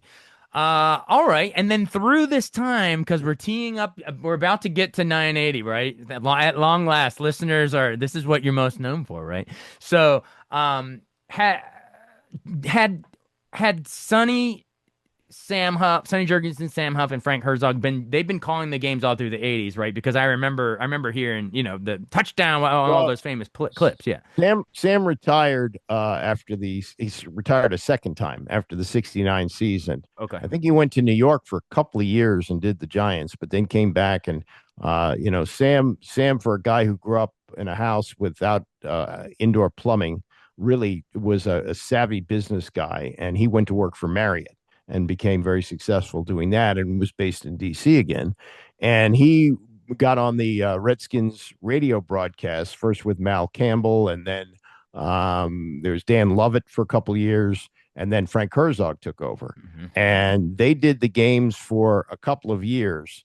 Sonny, after he retired in 1974, was with CBS, and at one point, could have become John Madden. Things just didn't fall into place that way. And he was very good friends with Andy Ockershausen, who was the general manager of WMAL. And after he was not renewed by CBS for 1981, he came and joined the booth. And he and Sam had been friends, playing together. Herzog, a great broadcaster, knew how to, push their buttons, and it became an iconic team as the team had success. Right. I don't think they would have been as iconic had the Super Bowls not started to happen on a regular basis. But rising tide raises all boats. Yeah. If you want to know the soundtrack of that era, that's those three guys: Sonny, Sam, and Frank. Oh, so many people, including my family, would just turn the volume down on TV and listen to those. They turn up while turning up the radio. You know what I mean? And they wanted that soundtrack. So that's our segue, sir. So this is the audio storytelling theater of the mind, radio, through those three guys through this era. Suddenly, what makes you move from the New York stuff, and then I guess you were doing some UPI in DC and all that stuff. But what has you join this brand new idea of the first ever 24/7 sports talk station in DC? Okay. So this is now about February of 92. Mhm. And it's not easy. I'm working weekends at WFAN, and I'm doing weekdays at UPI, and at times doing both jobs in the same day. And I get a call from the general manager, the former general manager at WFAN. He'd been fired in a cutback. Jeff Smulyan, the owner of the station, became the first guy in history and maybe the last to lose money on a baseball team. He lost money owning the Seattle Mariners, and he had to make cutbacks. So Wow. Scott Meyer, who was the one who had to tell me when I had a 6-month-old mortgage and a 2-month-old baby that I Oh. was fired. And Which firing was this? this Number was two? Number one? yes, this was number two Okay. in New York. My contract had ended, and it wasn't going to be renewed. Yeah. And so I did stay on, part time doing updates on the weekend, but Yeah. I did not have a contract anymore, and the money for part time work was much lower than my contract. And he called me, Scott Meyer, and he said, "Look, I've got something that might interest you, but I can't tell you where it is or what it is." But it's somewhere on the East Coast, as he put it. Okay. And he said, okay, and I'll wait. So then that night I get a call from my mother, and she says to me, "Oh, they've just announced that there's going to be a radio station here that's going to go all sports, and they got the Redskins." And I And went, so you're like, oh, that's the whoa. And I, and again, the Redskins have been on MAL for 40 years. yeah. And what they did smartly was they set up the contract this way. Sonny's deal lasted 1 year longer than the rights on WMAL, which would, they Mm, thought, prevent anybody from poaching the rights, because if you don't have Sonny, you don't have a I broadcaster those see. days. Shrewd. And so they went ahead with it anyway. It was Steve and Mitch Rails. Mitch Rails, now one of the Oh, owners of the team. of course. Uh, Also a movie producer, by the way. There was the no, Indian Steve Paintbrush, Steve I is the think. Yeah. one. He owns Paintbrush Productions. Yeah. It's Mitch did not the get in. Wes Anderson movies, right? I think. Yeah, and a bunch of them. Yeah, Yeah. and Yeah. they were really savvy guys, Yeah. good guys, and they thought this thing was a really good toy. They used to hang out with us in the bullpen, which is Wow. what I call the newsroom. We Yeah. played pickup basketball with them. It's Wow. amazing. Wow. So they went ahead with it anyway, and they were going to launch this with just Sam and Frank, and MAL is drumming their fingers on the table like, okay, good luck with that. Yeah. And they were having trouble getting the sales that they needed to cover the rights fees. And in a stroke of brilliance, they worked it out this way, because Sonny was not happy. Sonny wanted to be a part of the broadcast. Yeah, of And they course. said, okay, here's how it's going to work. Sonny will do the broadcast with Frank and Sam, but as soon as it's over, he's got to call Ken Beatrice to do the post game show on WMAL. So that's And how they got worked around it. yeah, Okay. that's how they got it. But anyway, that turned out to be what it was, that I was going to go and join this station. Of course, I said yes. It was perfect. And I wasn't thinking that this was going to be a 25-year run, Yeah, for your sure. legacy, yeah, your I stamp. didn't Yeah. I didn't think, because at that point there were some sports radio stations. Philadelphia was starting to do well. There was one in Denver. There was one just starting in LA at that point, but it was still a relatively new Yeah. format. And most people who Yeah. looked at it said, "Oh yeah, it's going to work in New York because they got two of everything, and they got three hockey teams, of Oh, that's course." true. You Yeah, can talk about Yankees and yeah, Mets year round in the summer, yeah. 160 whatever games, And and yeah, but we didn't and have it we down here. Yeah. we didn't have a baseball team. We Yeah. just had football, and we Yeah. had the Bullets, who weren't any good, and the Caps, who would have great Yeah. regular seasons and Yeah. choke against the Penguins every year in the playoffs. You're just So basically talking football throughout the dog days of summer. yeah, Yeah. and we didn't know, but Yeah. and it was on 570 too, which wasn't much of a signal. Yeah. But we went through the ups and the downs, and it survived. And various, and then by, I think, about 6 years in, we got to move over to a 980, and 980. that was, that gave us a lot of stability. But it was That's the most. Yeah. Yeah, it was, a lot of things that we were doing that were unconventional. Everybody soon realized that the best show on the radio was the Tony Kornheiser show Yeah. from 10 to 12, which is not primetime hours in radio. Yeah. And Bob Snyder, who was the general manager, said, "Why don't we do this? Let's just do the Tony Kornheiser show." He got him some more money and he said, let's do another hour. Yeah. So he got him to do 10 to 1. And he said, "We'll do it with the mindset that it's in the afternoon." I did the updates with him, and then it would rerun in the afternoon with new updates. So, So they would but keep Tony's talk show portion, but you would change out your updates the for updates, somebody you'd have else would drive. do updates in the afternoon that, Wow. whatever would happen during the day. Occasionally there was something monumental enough that we had to knock out the whole show. Like I remember Jim Lynam got fired as the Bullets coach. So Okay, but that was exception. That was rare. That was Yeah. exception to the rule. Okay. Yeah, right. Nice. Right. So that's Wow. how that worked. And then This is and then- pre-PTI, folks. This is Yeah. Tony off the Washington Post columns you Yeah. read, and then the birth of the great. I mean, that's one of the legendary sports talk shows. and what people often say about this business is not what you know, but who you know. And fortunately, I was working with Tony when ESPN knocked on the door and they said, "We want to take the show national." Yeah. And Tony become comfortable with me as the sidekick, and he took me with him. Is this before Stern? Before Nigel? Oh yeah, yeah. Long before. This was 1998. Okay, And- gotcha. Where and are you, by the way? Is this Rockville or where are you? The Where's studios were in Rockville, and he wanted to be near the Washington Post. Yeah. So we did it from the Christian Science Monitor, and then they built the ESPN zone, and we did the show from there for a long time. But Yeah. the opportunity to be national with him was great. Plus, ESPN was just expanding. At the time we went there, they had weekend shows hosted by Tony Bruno, and they had the fabulous Sports Babe. That was it.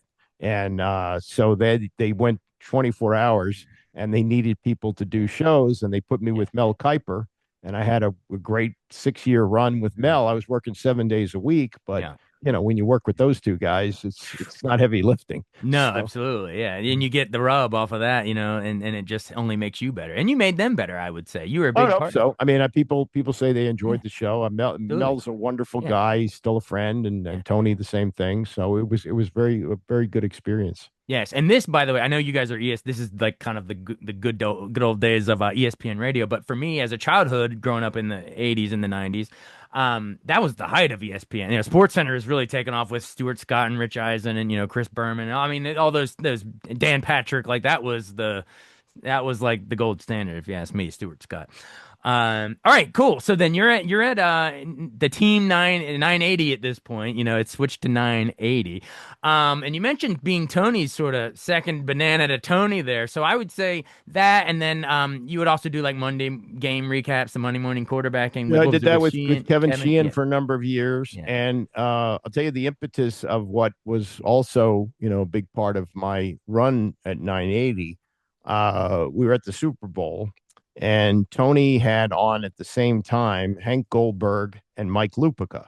And they were, sometimes together as a trio on the TV sports reporters. Remember that? That was Oh really God, I love that show. Yeah, it was on Sunday morning, hosted by the late great Dick Schaap. Oh yeah, of course, guy. Yeah. And it was before you had PTI and shows like that. That was the only opinion show on TV. Period. See, sports TV.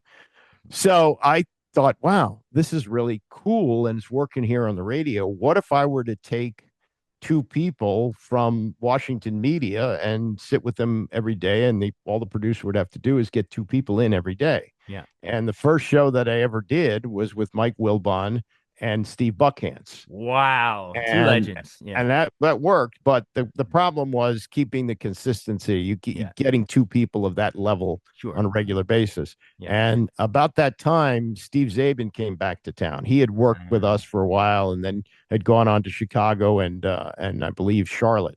Yeah, Charlotte. Where's he from originally? What's his origin story? He's from here. He's from here. Okay.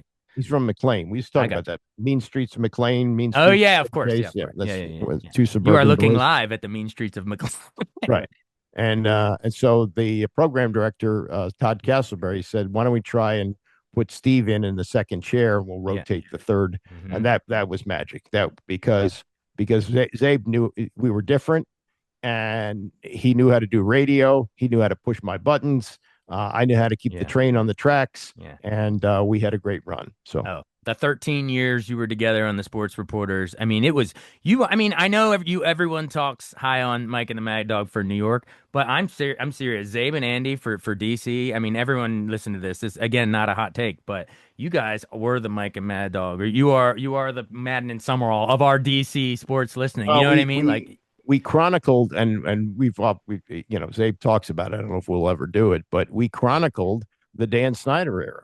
Snyder bought the team in '99. Right. We started the show that fall. Yeah. And Zabe came along a little bit later, maybe a year in. But once they were off and running and just one blunder after another, we had such cannon fodder every afternoon. And then, some of the people that would rotate in, they became big parts of the show too. Chris Nocky was on all the time. He was great. We had Brian Burwell, died way too young, but was a terrific guy, and Buck Hance, and we had Wilbon before PTI. He used to do the show a lot. So and Thom Loverro, and eventually Cooley, and all the third bananas. Yeah, so that's a great point. You chronicled I guess there was the Norv Turner era right before Sports Report. I mean, 980 was going. The station was going during Norv and the Heath Shore. And the station started with Joe Gibbs in his last year in the first go round, the 1 year of Richie Pettibone, and then the Norv Turner era, which spilled over into the Snyder ownership. Exactly. But basically, you and Zabe were there to chronicle. I call it the misery loves company, because it was cathartic for all of us, family and friends. We'd be having these conversations on the phone with our dads and uncles and brothers and moms and whatever. But to be able to get off work and get in Beltway traffic and hear you guys, bitching about it. We all could, bitch about it together. You know what I mean?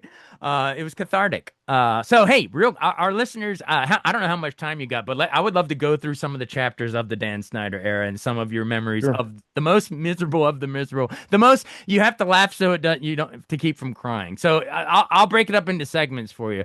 So how about that early Dan Snyder, Marty Schottenheimer? Because they butted heads, and at first we were all kind of naive. We were all like, oh my gosh, Bruce Smith is coming to town, and Deion Sanders, and all the big names. But we found out quickly that Danny Boy's fantasy football approach would not work here. All right, but what are your memories of that little era? Well, Norv Turner was the coach when Snyder took over, and Snyder didn't get control of the team until late May, so he was too late to make a coaching change. And he said something like, "Oh, Norv may not make it through the whole year," right off the jump. And then he later said, if he makes the playoffs, he'll be back, and he made the playoffs.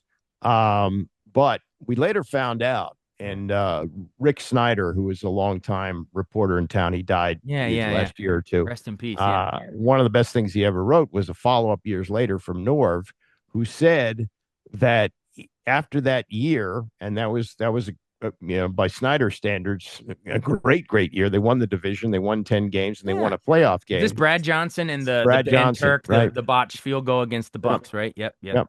And Norv said that he had planned to quit.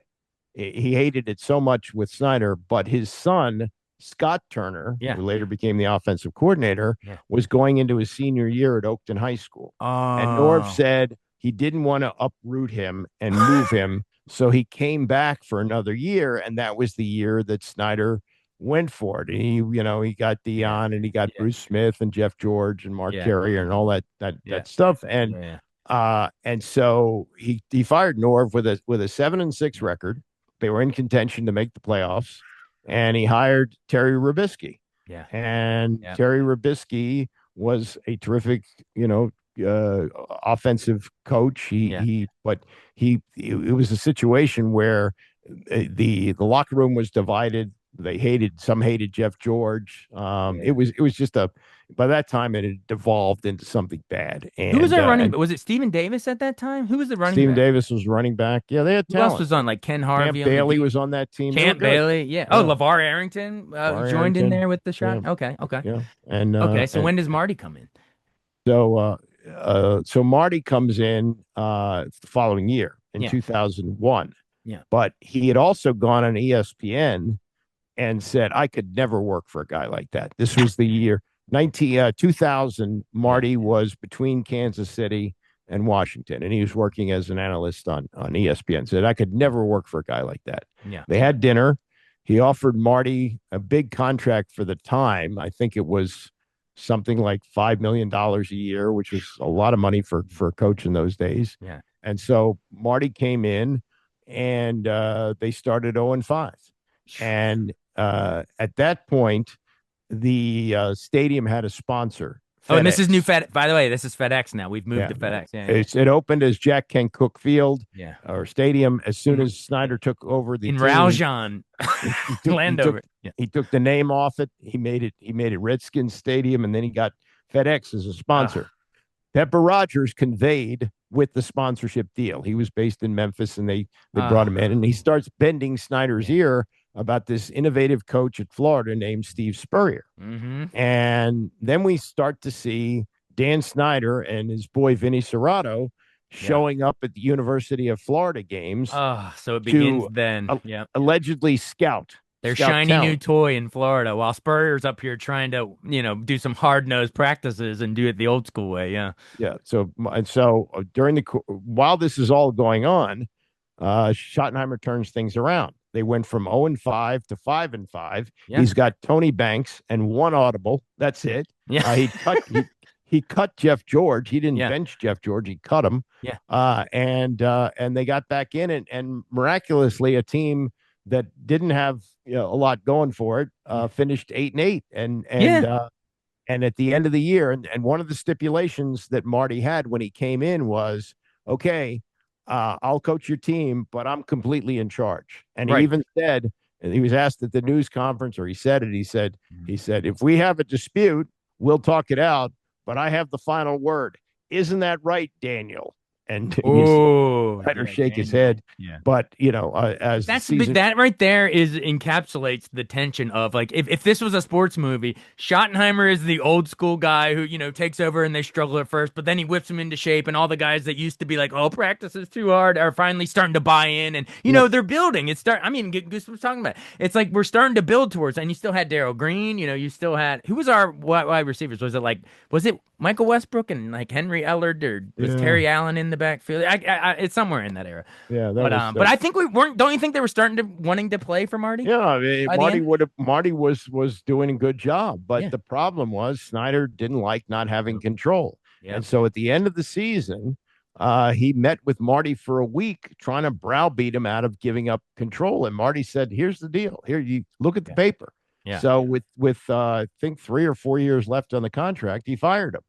And then he got his guy, Steve Spurrier. Now Spurrier had coached Florida in that bowl game miraculously that Ralph Friedgen took Maryland to the Orange glory Bowl days of in his first year. Yeah. And Spurrier, with better talent, including Rex Grossman at quarterback, blew out Maryland. Yeah. And then the deal was to come to Washington and talk about the job. When he came to D.C., he didn't want to check into a hotel because he didn't want anybody to know he was there. He stayed at Ralph Friedgen's house. I did not know that. The old ball coach went with the fridge. Okay. Yeah, they knew each other from coaching in college, and Nice. And then he hired Spurrier, and Spurrier came in his first news conference, and he goes, that old Hazlett in New Orleans, he's sleeping on his couch, and they went 7-9. Didn't seem to do him a lot of good. And then he said, "We're gonna pitch the ball around a little." And then he said, he goes, well, they only got 4 teams in this division. Seems like we ought to win it. And then they go to, what is it, Osaka, and preseason in Japan, and just blow out what it was. What he did was they played in Osaka and they played the 49ers. Yeah. He didn't really understand exhibition season That they weren't playing their starters. And he's playing Danny Werfel in the fourth quarter against guys who were going to be, driving bread trucks and working in cement mixers. And this is his former Gators, college quarterbacks, right? And he thought he could just bring them up. Yeah. And Danny had played a few years. I mean, he had been good enough to stick in the NFL as a third string guy for a few years. So he did have some, some skills, and he's lighting it up against 49ers. And Spurrier thinks, we got it here. I mean, this is going to be the Gators again. Yeah, And he never could quite understand how, he looked so good in Osaka and it just Osaka. didn't. And he actually with that team went 7-9. Okay. 7-9 with Danny Werfel and Yeah. Shane Matthews and Oh yeah, it was like quarterback Garrison. Was it Patrick Ramsey as well? Patrick No. Ramsey was a Yeah. Yeah. rookie, and he Yeah. eventually wound up playing him. Yeah. And then 2003, Yeah. they went 5-11, not too good. Not And very good. as a matter of fact, Hilarious, but good for you what you were doing, right? Hilarious. Quick oh, well, soundbite. I remember we did the Spurrier show, and Yeah. he was honest. He Yeah. at one point Ramsey was getting the crap beat out of him because he Yeah. was running four wide all the time. Yeah. And Czaban said, well, how well does Doug Johnson know the offense? He was the backup, and it seemed inevitable that Johnson was going to play because Yeah. Ramsey was really banged up. And Spurrier said, huh, Doug Johnson, I don't think he knows where to turn his head. So he would just tell it like it is. Yeah, no, that's great. And then he cut him a couple days later, and he brought in Tim Hasselbeck. Yeah, Hasselbeck wound up playing because Ramsey got hurt, of course. Not John And Hasselbeck, Tim Hasselbeck, folks. Tim Hasselbeck, he's still on ESPN as an analyst. And as fans, we were kind of getting tired of the coaching carousel because even in the Norv era, remember it was Gus Farrat and Heath Schuler and the headbutt and with John Freeze maybe. So like we were already starting to lament all the and we had no idea you guys were about to chronicle us through an era that we couldn't even imagine. And so the last show of the year, which was before the last game, Spurrier, there was a lot of speculation that Spurrier was going to leave. Not that Snyder was going to fire him, but he was going to leave. Yeah. And it was pretty clear that he was going to leave because in the middle of the year, he gave up the play calling to Hugh Jackson. I mean, Spurrier loved to call ball plays. So he checked out mentally. But he had said that my intention is to return. And I said to him, well, since you've said that your intention is to return, what do you have to offer the fans for optimism for next year? And he said, He said, I really don't have anything. He said, I could say something, get the fans all fired up, but no, I really don't. And they played the Eagles. I remember this on a Saturday night, and they used the Monday night crew for that. So Theismann was a part of the Monday night crew. Okay. And he kept saying throughout the broadcast, Daniel told me that he wants Steve Spurrier back. Daniel said 2 days later, a day after the game, which was a Sunday, Spurrier holds what was supposed to be a news conference. He just makes a statement, which he famously said, 5-11, not too good, not the worst, but not the best. And 2 days later, he resigned from the golf course. Wow. And that's what that was the end of that. And that's what I guess brought Mike Shanahan to town. Or no, Gibbs 2.0 first. Right? Yeah, 2.0, Gibbs 2.0. Right. Probably one of the better stretches of teams that we had here for a while. Because I mean, sadly, it'll be a what if because Sean Taylor's killed and all that. But we still got the Monday Night Miracle, baby. It was Mark Brunell, and we couldn't score. We couldn't score a lick against the Cowboys. I guess it was Parcells Cowboys at that point. Yep. And then all of a sudden, in the last, was it 2 minutes, 3 minutes? Santana Moss, back to back, deep bomb, Hail Marys almost. And we beat them. Yeah. It was the Midnight Miracle. Midnight Miracle. And I did the post game show and also would turn around and do the Monday morning show. Yeah. And this also was a different era of media because this was 2005, I think, 2005. Yeah, that's right. And so the smartphone didn't come out a couple of years later. Yeah. And there were stories of two guys going out to the curb to pick up their newspaper, and one saying, hey, how about that game last night? And the other one say, yeah, really sucked. Went to bed. And they didn't, one didn't know that there was a Midnight Miracle. So there's every reason to turn the game off because they had nothing offensively. Yeah. They didn't know that Dewey beat Truman. Yeah, and the other one said, no, you had to stay up. And I don't even know if the Post was able to get the game in on that edition, but that was a different era. Like you would know now when you wake up, you check your phone the first thing, right? Yeah. Oh, Andy, we were in a house off campus. If you can imagine College Park, this is when probably Sheehan will like it, or Van Pelt's listening or whatever, but because they're Terps. But it was a bunch of us Terps off campus, and we were with one of our roommates was a Cowboys fan. The rest were Skins fans, and he's just jawing at us the whole game. And of course, so we're just sitting there like, basically depressed. Gibbs 2.0 is not starting too good for us. And then all of a sudden, and it was the best I told you so to a college roommate ever. And he just like, I think, drank himself to sleep. But it was a good, yeah, it was '05 because right, it was '05 and '07 were the two playoff years with that, right? Yep, yep. And then of course Clinton Portis, the Champ Bailey trade, which I think both teams made off pretty good with that. Portis I was would great. debate that, but Yeah. okay. If Oh, you think that's we should have kept well, Bailey? I mean, a better career, obviously, but Clinton was fun. You know, yeah, Sheriff Clinton gonna was get fun, you. but you traded Yeah, you a traded generational. Yeah, a Hall of Fame cornerback yeah, and a draft pick when it went yeah, yeah, for a running back that Mike Shanahan was discarding, even though he had two great seasons, because he Denver. knew Yeah, whoever he put behind his yeah. line was going to get 1,000 yards, which he did. That was when it was And just Terrell Davis, Clinton Portis. He just cycled them through. Yeah, it was the well, scheme. Yeah, Terrell Davis was already done at that point, yeah, yeah, but yes, that was the Shanahan philosophy. You don't yeah, pay a running back, and they, yeah, yeah. Danny couldn't wait to pay him. So Well, there you go. Old Danny, the name, and Vinny, of course, the tandem. But I mean, but Clinton, Cooley, all of that Santana, it was a pretty good run we had for those couple years, but we never got past what, second round. I guess we beat they won the the first Bucks. Yeah. 2005. They beat Chris Sims and the Bucks and Cause Sean Taylor returned what, John a fumble. Taylor, Yeah, yeah.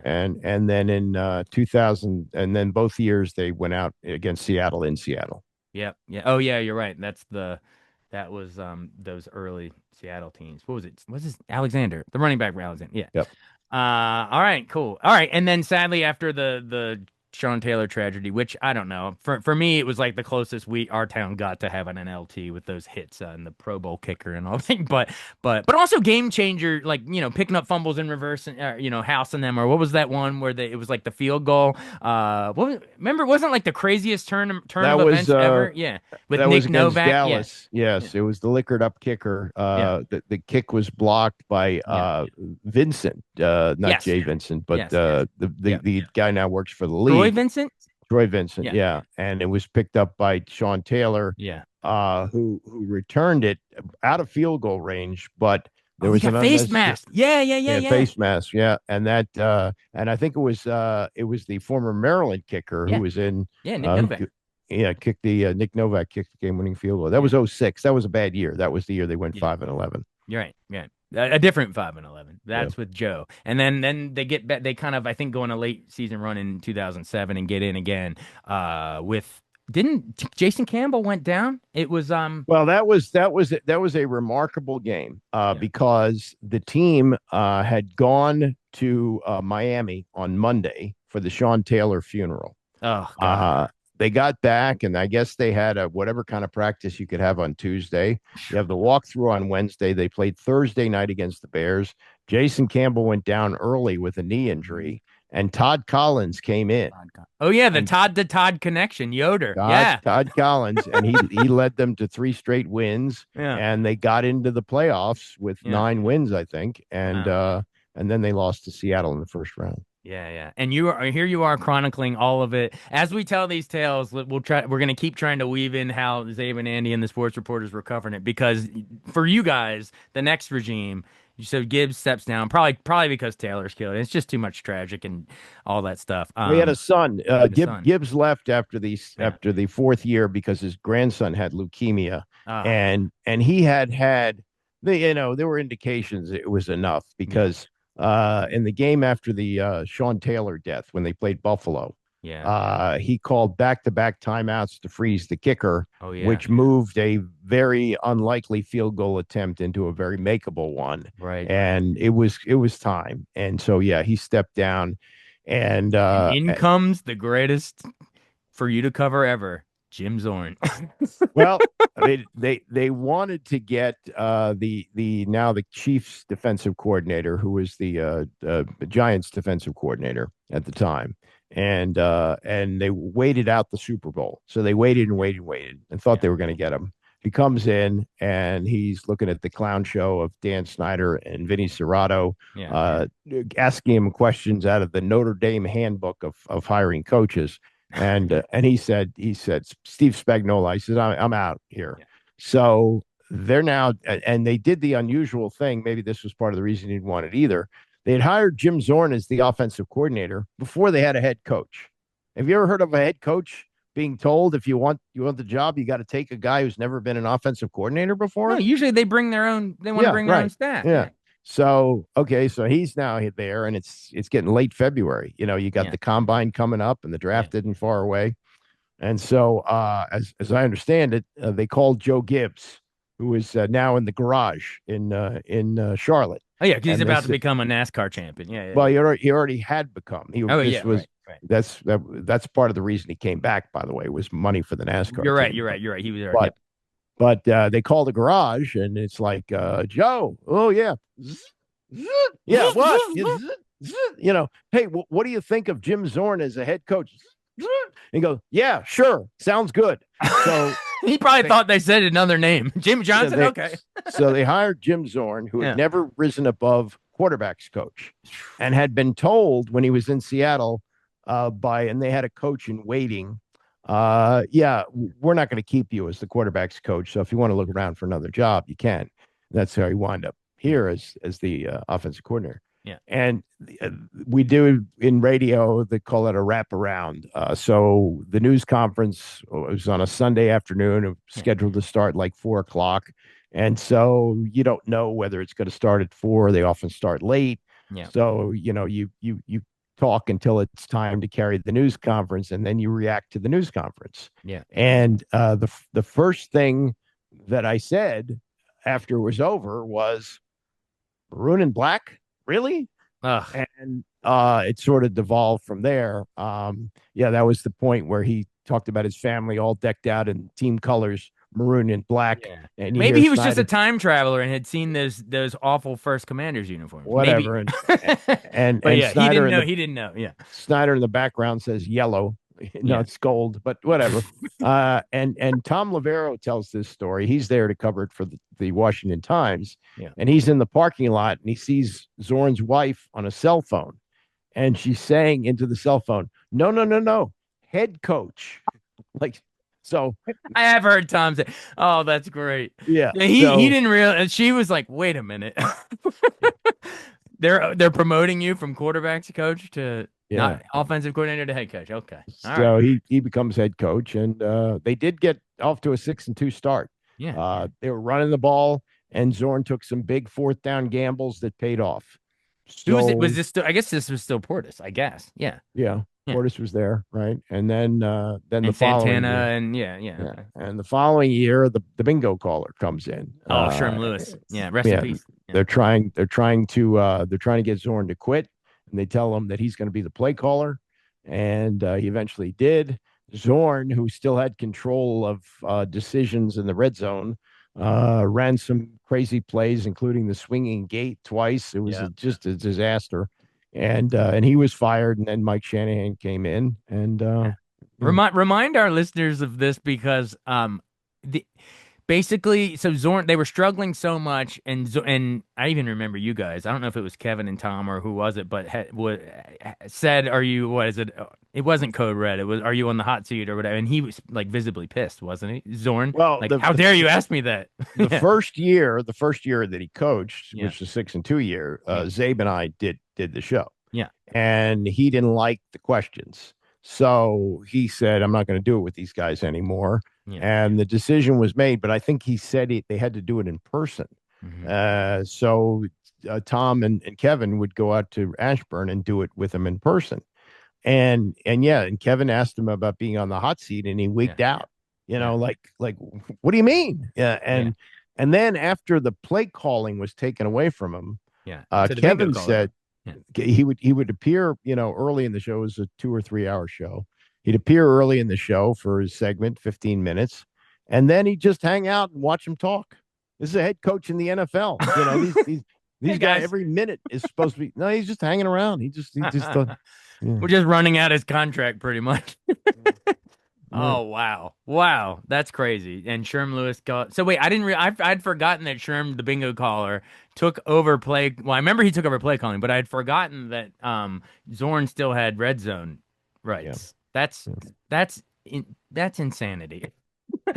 And you and Zabe, man, I'm telling you, we got to keep tying in the 980 stuff. But yeah, it's you were our cathartic. Like you were like family friends with us, man. Even if we didn't Well, know that's you. if radio is done well, that's Yeah, what it's supposed to be. You're part yeah, of the club, and we're driving home with you, yeah, and yeah, that's exactly what it yeah. should be. It was misery loves company, especially during that Zim. Was Albert Hainsworth then, or that might have been earlier, actually? Ainsworth was signed for Zorn's second year, Okay, so that was that and era. Him just and laying so on the field, I remember. well, yeah, that was the Shan. So yeah, that was the Shanahan era. That's when Leading they into had Shanahan. Donovan McNabb Yeah. Okay, okay, and yeah, you're Michael right. Vick You're right. was running all over the place. But the Yeah, initial encounter with Hainsworth yeah, and Shanahan was he told Shanahan he didn't want to run the defense that they planned. yeah. He wanted sacks. And the way it was set up was Hainsworth was supposed to tie up the blocker so the defensive ends Right, get right. sacked, and he wanted out. And Shanahan said, "Go make a deal for yourself." Yeah. Nobody would do it. Then he had a conditioning test for him. He didn't show up at Mm. minicamp, A and disaster, yeah, disaster. it was a mess from the And beginning. I had remembered thinking, I remember in the early Dan Snyder, I remember it was like Dana Stubblefield and Dan Wilkinson. Remember all the big guys, and I remember we would sometimes be critical, relatively back then. But man, those guys were night and day with Hainsworth. I'd take them any day over. Hainsworth was a disaster. Oh, And then there was Archuleta. The list of signings could go. Was it TJ? Was it TJ Duckett? What were some of the other ones? well, the Archuleta was really Yeah, symbolic of the whole messy era. He had been in St. Louis yeah, with Lovie Smith, who was the defensive coordinator. yeah. Lovie Smith got the head coaching job with the Chicago Bears, and he wanted to sign Archuleta. Right. And Archuleta's agent said, "Fine, you can go to Chicago, but make a stop in Washington Hmm. because they'll up the ante." Now, the deal that was supposed to take him to Chicago was about $6 million. Archuleta walked in, they gave him a $10 million deal, and the agent said, "Well, you better sign it." Yeah. And he did. And by the middle of the year, they couldn't even put him on the field. Yeah, it was awful. I mean, we were just pissing money away on these Well, big yeah, name. Yeah, because the guy who was signing the checks didn't yeah, know what he was doing, and just he thought he was beating people by outbidding them. He yep, had no idea about. He didn't care about the cap. All he wanted yeah, was guys, and he wanted to sign guys who everybody else wanted to sign, thinking he yeah, was winning by paying them more yeah. money. Exactly. And they were like, okay, I'll come here and take a payday. And then they had no incentive to play. He was all about could he sell a jersey of someone famous rather than, yeah. All right. Well, we're in the Shanahan era, and this was actually one of the better eras, I think, but also one of the more tragic. That RG3 rookie season is still one of the most electrifying as a lifelong fan. And I mean, you would agree. We were all taken by Robert that first year against, remember, especially that big run against the Vikings, right? Minnesota, Yeah, yeah. yeah. I was out tailgating. We watched it on a big flat screen because we couldn't get tickets. We just watched it in the parking lot at FedEx. Anyway, but I was at the Monday night game. I guess Robert. We actually went into the stadium and watched him against the Giants, I think, and then sadly the injury against was it Baltimore first, right? It was a Yeah, Baltimore injury, and I'll tell you, and I got pushback from this in the studio. They yeah, played Cleveland, yeah, and Griffin before the game was running all over the field, yeah. trying to show him he could play. He Yep, hadn't practiced all week, yep, and I was told later that he and Snyder went in to see Shanahan and said, "Look, he's ready to play." yeah. And Shanahan said, "I can't play him. I haven't practiced him all week. It's going to be Kirk." Mm, mm, So as the story goes, Griffin watched the game with his father, yeah, and they determined that Shanahan was trying to sabotage his career so he could play Kirk. And mm, because Kirk wasn't running the same offense because he didn't have the same set of skills. They weren't exactly. running the pistol. They Yeah, beat Cleveland, and I thought was an early sign of trouble. And I was shouted down in the studio. Nobody mm. wanted to buy it. I said, it seemed a little odd to me that Griffin didn't play in the game and still held the news conference after the game. That was And the that, first sign. That yeah, was it. and then I was also told by an orthopedic surgeon that the injury that he had was a minimum 4 week injury. This is the Hulu Nada Ravens hit on the Yeah, knee, right? Yeah. yeah. He Yeah. wound up missing one game, limped his way through wins against Philadelphia and Yeah. Dallas, with Alfred Morris having huge Oh. games. Oh yeah, Morris, one of the best Thanksgivings ever. Yeah. Yeah. no, it was later Wasn't than it? that. He had a great game Thanksgiving, but this was the last two regular season Oh yeah, games. you're right. We played him again. Yeah, we played him again. And they Alfred beat Morris. Philadelphia Yeah. and they beat Dallas to Yeah. win the division. Yeah. And then he was playing against Seattle just before he scored his second touchdown to put him up Yeah. 14-0. He went out of bounds and he limped back to the huddle. Yep. And they later said, "Oh, he got the brace out of place. It wasn't a big deal." Yeah. But there was tape of him telling Trent Williams on the sidelines, "I hurt my knee. Don't tell anybody." Don't tell coach. Yeah. Yeah. Yeah. And then he limped his way through the rest of the half. I was also told at halftime, they said, "Look, we're going to make a change." And he wigged out, was screaming at everybody. And they said, "Okay, go and play." And then Because Mike asked the doctor, right, that if he could go, and he said, James yeah. Andrews, yeah. Andrews said, "Oh, it's in a brace. He won't hurt himself Yeah. anymore." But Andrews was hired by Snyder, and Sure. so Remind anyway. me how that played in real time on television, because I was at the game. We were in standing room only because it was like the first big playoff game for us in a long time, and Robert was so electrifying, etc. with the triple option all season long. We were watching from the stands, and everyone was going nuts, up 14-0. So we really couldn't tell how bad. I mean, you could see him limping a little, but you couldn't tell. But on TV, weren't the announcers like, "Why is he still in there?" Or was that generally the vibe? Well, I mean, there was a play that he actually got in the open field, Yeah. and he was limping, and it was pretty clear that he should. Even you hear the radio call from Larry Michael, and he limps his way for a first down, Yeah. and then the knee blew out, and he managed to limp his way to the press conference, and vowed that he'd be back and all that. But Yeah.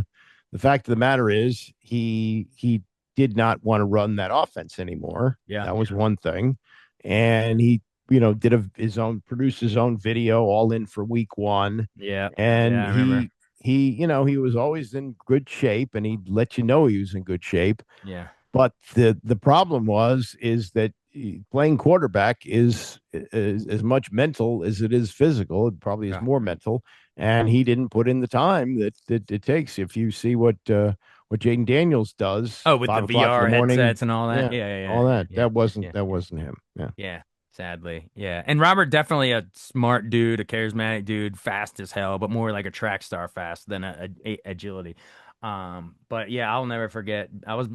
We thought we were flying high we were at that game, and I think it might have been Russell Wilson's rookie year too on the Seahawks, I think. And the two teams, just the trajectories went like Yeah. that. Yep. Wilson took some Super Bowls, and Robert was pretty much out of the league shortly after. But yeah, and don't you think there was like I thought in hindsight unfair, like a racial component got brought into it. And I don't want to go into it forever, but like I think most people now, but it's when you have a white quarterback and a black quarterback. But this was the town of Doug Williams. We love Doug. Yeah, there were. And I I think mean, in hindsight, I think everyone was like, well, Kirk actually turned out to be decent, but also I think Robert kind of talked his way out of some stuff. I think the big thing with Robert Griffin was, and he as a true freshman won the NCAA championships in the hurdles, Right. and the best thing for him would have been to become a hurdler Yeah. because he was all about Robert. Yeah. And Yeah. he did win a Heisman Trophy, and he did win Rookie of the Year as a Yeah. quarterback, Yeah. but he clearly wasn't loved in the locker room. Yeah. And when you're that much into yourself, Yeah. these are what happens. Yeah. Yeah. And coming in and saying, these are the plays I'm not going to run. That's no good for, a two-time Super Bowl winning head coach, not to mention his son that would go on to coach in Super Bowls and all the other, who else was on that staff? A bunch. The Rams, McVay, everybody. A ton of people on Yeah. that staff. Yeah. They had a great staff. So I don't think, in hindsight, I think history is borne out. I don't necessarily think it was I tend to side with the coaches in hindsight. At the time, you're like, oh, Robert, why did they leave him in there? But in hindsight, I think history's kind of borne out that we would have been better off if the Shanahan stayed in town, I think, or maybe they could Oh, have of course. passed it Yeah. to Kyle or something. But Shanahan, when he went 3-13, Yeah, and the owner was more willing to side with the quarterback than the coach. he was a Robert guy. Yeah, He was a Robert guy, and he could not believe, as Robert's career unraveled, yeah, that he couldn't be the same guy that he was as a rookie. yeah. And I remember they brought in Jake Gruden in 2014. He was the Right. one who was supposed to fix him. Yeah, because he was the And great offensive coordinator. Yeah, yeah, and he initially said, "Oh no, Robert, he's not a pocket passer. That's not the way he's geared." Yeah. And somebody got to him, because by the time he talked to Peter King a couple days later, oh, he's got to be a pocket passer to be in the NFL. So that So was that a somebody was probably Dan or yeah. Bruce And or then Griffin was saying things like he had all this hashtag stuff, yeah, hashtag the movement, hashtag yeah. this, hashtag No, that, no and pressure, no diamonds or whatever. Yeah, and Jay is going to let us call the plays, and I mean yeah. a nonsensical thing. Yeah. And I actually thought Gruden had some great offensive years with mostly the Kirk years after Robert left, because Pierre Garcon was a baller. He was an animal. Yep. And then who was Jordan Reed with injuries, another what if. He was amazing. And then we had the deep threat. God, why am I blanking on him? Deshaun Jackson. Deshaun Yeah. Jackson. So we had some decent, and then I guess Alfred Morris was still there in the beginning. Yeah, we had some decent, a good offense, but the defenses were kind of struggling, other than London Fletcher, I guess. But the defenses were always kind of the, Jay was not a good head coach either. yeah, They talked about Club Jay and yeah, all it that was stuff. yeah. But partying with the team and all that. Anyway, no, it was some decent seasons, but always underachieving in hindsight, I think. And I guess Bill Callahan comes in briefly, but then mostly then we go into the Ron Rivera era, which kind of brings us almost to the present, right? What did you make of Ron's run here? I thought for a second I had some hope, but in hindsight, it's just kind of a lot of Heineke smoke and mirrors, and not much happened in it. Well, there are, maybe with Tom Brady, Bill Belichick could do both a Yeah, GM and a coach. But yeah, when they brought Rivera in, they said, we're going to a coach centric era. yeah, What it turned out was Ron Rivera was a good defensive guy, yeah. a decent head coach, but in no way was able to handle both, especially with the circus that was surrounding Dan Snyder Oh at the God, man. time. And he did his And best too. He was like talking about changing the culture and all that, but well, he didn't, and he Dan, yeah, couldn't, and he yeah, couldn't he with can't. Snyder, Yeah, and he clearly could not do both, yeah, and as most yeah, coaches who worked for Snyder that weren't named Gibbs, it became an overwhelming yeah, situation because of the yeah, dysfunction, and he was out, and then the new ownership when they took over, it was too yeah, late to make a change, and yeah, uh, yeah, and then you yeah, noticed that Rivera hasn't even landed as a defensive coordinator. I think he's working at Cal now. yeah. But he did say that if they win the Super Bowl, it's my guys. Yeah, Yeah, right. Yeah. yeah. I don't know how Well, many people it took that wasn't. seriously. And I think it was his guy who was the North Carolina quarterback who played here for a year. Not They're Sam Howe. barely in Sam the Howe? league, No.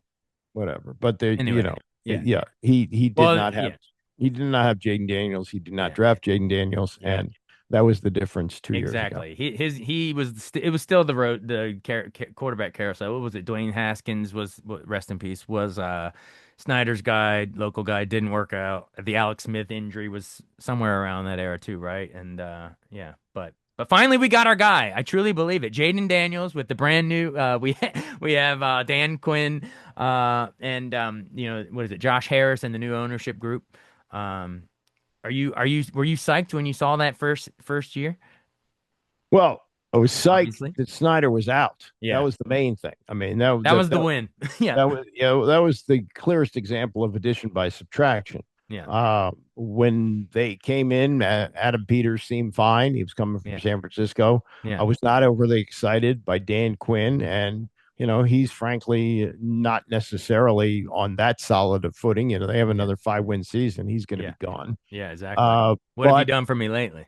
things have come together, and I have a cousin who's a 40-year season ticket holder for the Bears, and the Bears have played here frequently for whatever reason. Yeah. So in Daniel's first year, we had the Hail Mary game against the Bears. Oh, yeah, against the Bears. Yeah. In this last year, and it was about the same time of year in October, they're on their way to salting the game away, and there's a fumble. The Bears get the ball and they win the Yeah. game. And I think those two games pivoted the season. If they don't win the Hail Mary game, do they go on to win 12 games? I'm not sure. Probably not. And if they win that Bears game, does the season fall apart? Now the Yeah. injuries, played a big factor, Sure. but I Yeah. think Yeah. that was a big deal. Absolutely. But nothing taken away from Jaden Daniels' amazing rookie year, all the way to the NFC Championships. Who'd we lose to? Oh, the Eagles, the eventual champs, right? The Jalen Hurts Eagles. Yeah, absolutely. And of course, in here we have during this period, I guess before we go, we brought us up to the present, but during that Snyder finally relinquishing, and then there was all the scandals and all that before on his way out. But also the big thing was the name change at the time. How do you want to navigate this conversation? I'm sure if your buddy Zabe was on here, you two we could do a point counterpoint. But No, yeah, there's no point counterpoint. What yeah, happened here yeah, is it was again Snyder punching himself in the face. yeah, And what in 2020 they had the pandemic year with virtually no fans. yeah, NFL still made money. The yeah, television ratings were yeah, were good. Television money was strong. The league still made money yeah, without fans. yeah, Snyder said to his limited partners, who are basically investors with no mhm, say on anything, yeah, yeah, because we had a pandemic year, you're not getting your dividends. yeah, And so one of those was Fred Smith, who's the chairman of FedEx mhm, and had the name on the stadium and was paying for naming rights. He said, and he got on board with Pepsi and Nike. And he mhm, said, if you don't, he knew the only way to hurt yeah, Snyder was yeah, to hit yeah, this spot. He said, if right, you don't change the name, we're going to drop our sponsorship. yeah, And so is Pepsi, and so is Nike. yeah. So Snyder didn't have a choice. Yeah. Had And that this was not also right after George Floyd and Black Lives Matter. Like there was a lot of social pressure in 2020 as there well. was that going on, Yeah. and that may have had a small play in it, Sure. but Snyder told many years ago to USA Today, my buddy Eric Brady, Yeah. he said they Yeah. will never change the name. Never. Yeah. I remember Never. that. Yeah, you can put that in Yeah. capital letters. Yeah. So Happy Thanksgiving. he did not want to change the name, Yeah. but faced with losing all of his advertising revenue, Yeah. what he felt he had to do. And then, Yeah. and then came all the Washington Post reporting on the toxic Yeah. culture and Inappropriate workplace. Yeah. All that yeah, stuff. Yeah. yeah. Yeah. So it was like a series of bad news around there. Yeah. And ultimately they changed it.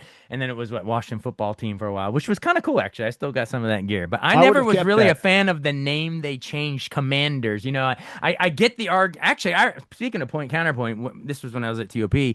I had Kevin Blackistone and Aviva Kempner did it was called Imagining the Indian, a documentary Yeah, about why I've they seen should it. change the name. Do you remember Right. that? And then for the team's position at the time of why they were trying to keep it, Mark Mosley came on, and it was kind of like a cool back and forth. And both made good points and everything. But in the end, I guess I'll say, because no one listening to this, I'm not going to convince. If there's people that wanted the name change, I'm not going to convince either way, or wanted to keep it either way. But I kind of lament that we didn't grow up in a city where it was I'm rooting for the Lions or the Bears or the Packers because we could have kept our name. What kind of comes down to it was a color and the word skins. And in that culture, I don't think we were ever going to get around that. You know what I mean? Like Chiefs got to keep it, but they still get to do the tomahawk chop. But anyway, what are your thoughts on sort of the hypocrisy of that? Or do you think we could bring the logo back without the name? Or yeah, where do you stand? Well, I'm not opposed to the name change. Yeah, yeah, If it's offensive to some people, then yeah, it shouldn't be there. yeah, That's not to me. That's the way I feel. I know others disagree with that. As far as the logo coming back, I don't think that's going to happen. yeah, And the holdup in the stadium deal for the land was from a Senator yeah. Steve Daines, who Mm, is representing the family that had designed the logo. yeah. Was it Blackie Wetzel or something? Yeah, Yeah, yeah, and he had designed it back in 1972, yeah, and he wanted just some representation. So there is a yeah. display in the stadium for Yeah. that inside the stadium. There will be Right, in right. the new stadium. They're kind of dipping their toe in the water with the alternate helmet and the spear through Yeah, with it. the little feather and the spear. Um, Yeah. but the people who say, "Oh, the name's coming back and the I don't think it's logo's coming coming back. back," it's Yeah. not. And I'm glad they're I'm at least fine. bringing the colors back. Let's all rejoice that we got burgundy and gold back. And, well, at least it's the special uniforms, and hopefully it'll be the full-time ones, right? Soon, No, hopefully. these are the This year will be the full. uniforms that they wore for Yeah. the championship years. They're back, and Yeah. they have a couple of alternate Yeah. uniforms. But So yeah, to look that's exactly the same except a W on the helmet, I guess. yeah. Right? Mhm. Yeah. Yeah. Yeah. It's but wherever you, dear listener, wherever you fall on this spectrum, because we don't have time to even try to prove Washington Post polls and all that stuff. Like you said, if it offends even a couple people, we got to consider it. And to me, I always come down to, it's literally a color and a skin. Like that's what's gonna always make it where it can't come back. I think Chiefs and Braves or maybe could dance around it, and say we're trying to, or Seminoles or whatever. But I don't think the name blank skins, Redskins is like that's almost too hard to come back from in 2026, Yeah, it's considered a racial slur. Yeah. So, Yeah. mm, I don't think we're ever gonna, and I'm sure Zay would be like, come on, bring it back. Maybe even Kevin. But and by the way, I get I get their arguments that language evolves and change, and if they say three Redskins walked in, that's Daryl Green, Art Monk. Like I get that. I get it. But I don't think in nowadays I don't think it lands on society's ear as well. And I still keep coming back to if it was Braves or Chiefs or something, they might be able to you know, keep it. But it is what it is, and so now we just have to move on. But other than Commanders, do you think? I don't. I don't know what would have been your choice. We'll kind of maybe wind star as we wind down here after this long podcast. What would be your name of choice at the I time? would have kept. I would have kept Washington football team. I like it. I Yeah. would have kept it. Yeah, and they would have made them stand out. And the people that would have wanted to refer to them as the Skins, Yeah. let them do that. Yeah. But this and again, just like everything else Snyder ever did, it was a ham-handed rollout with an in over his head team president, Jason Wright. Yeah. Jason Wright, and they had the whole 2 year build up. We had to do this and Yeah. that, and then they came up with a name that was and then they had It's the three syllables is a mouthful. yeah, and they had on the field. Doug Williams was sitting there with Wright, who had to get himself Wright liked to get himself on TV. That was Yeah. another problem. And they had Craig Melvin down on the field, and they revealed on the Today Show. Right. And then they had on the steps of I guess the store, because they wanted to sell a lot of stuff, Mhm. Snyder and his wife in their dopey Letterman jackets. And Wasn't it he in a just hoodie? Wasn't Dan in a no, hoodie? that was when Right, they had different the one. Sean Yeah. Taylor number retirement. He was standing in Oh front of a God, with porta like the potty. little horrible Yeah. mannequin. Anyway, yeah. Yeah. That was a mess. So, they did it poorly. They got a name that doesn't excite anybody. And I guess if you're going to keep it, you could say they were fortunate in that they had the 2024 season. Yeah. Without that, I think Yeah. there'd be a lot more cry to change the name to Yeah. something else. Yeah. But Josh Harris, I think after that season said, look, we got a lot of other things we got to focus on, the Yeah. stadium, all those, getting the team back on track. Let's just go with Commanders. And Yeah. get Winning used to it. winning solves a lot because then you just like we used to hear Herzog go touchdown Washington Redskins. Now Yeah. now we have a whole season, two seasons Right. ago, but of And- good memories of Jaden Daniels and the Commander. You know what I mean? So like it over time maybe, but there is a brand loyalty problem. It is something they're trying to navigate. You have Pepsi Coke change the brand. It's hard, so we're gonna figure it out. At the time I was always pushing for if there was a way to do like. I still can't quite figure it out. Maybe you can help me, Andy. But I was telling Mosley and Blackistone this at the time, and neither of them, they both just laughed at me. But if there was a way to somehow embrace like the hogs, like the skin, like, and I was like, oh, pig skins, pass it around the old pig skin, But then I thought maybe PETA would get into it with, animal rights. So that doesn't work. Yeah, and they have this Warriors, I guess, was the natural one, but they had the rights, right? Warriors. this guy Major Tutty, the mascot. Yeah, it's not for me, but The whatever. hogettes I had a lamp as a kid. I had a lamp. It was like a warthog with red skins. Anyway, so I was thinking something with pig skins, but anyway, it probably wouldn't work with the hogs. But anyway, so Commanders football team, whatever it is, we're here to stay, and hopefully we'll go. We're going back to the RFK site. We're getting back the old colors of the uniforms. So hopefully brighter days ahead. Yeah, where do you stand? With the future bright for this team? It all depends on number 5.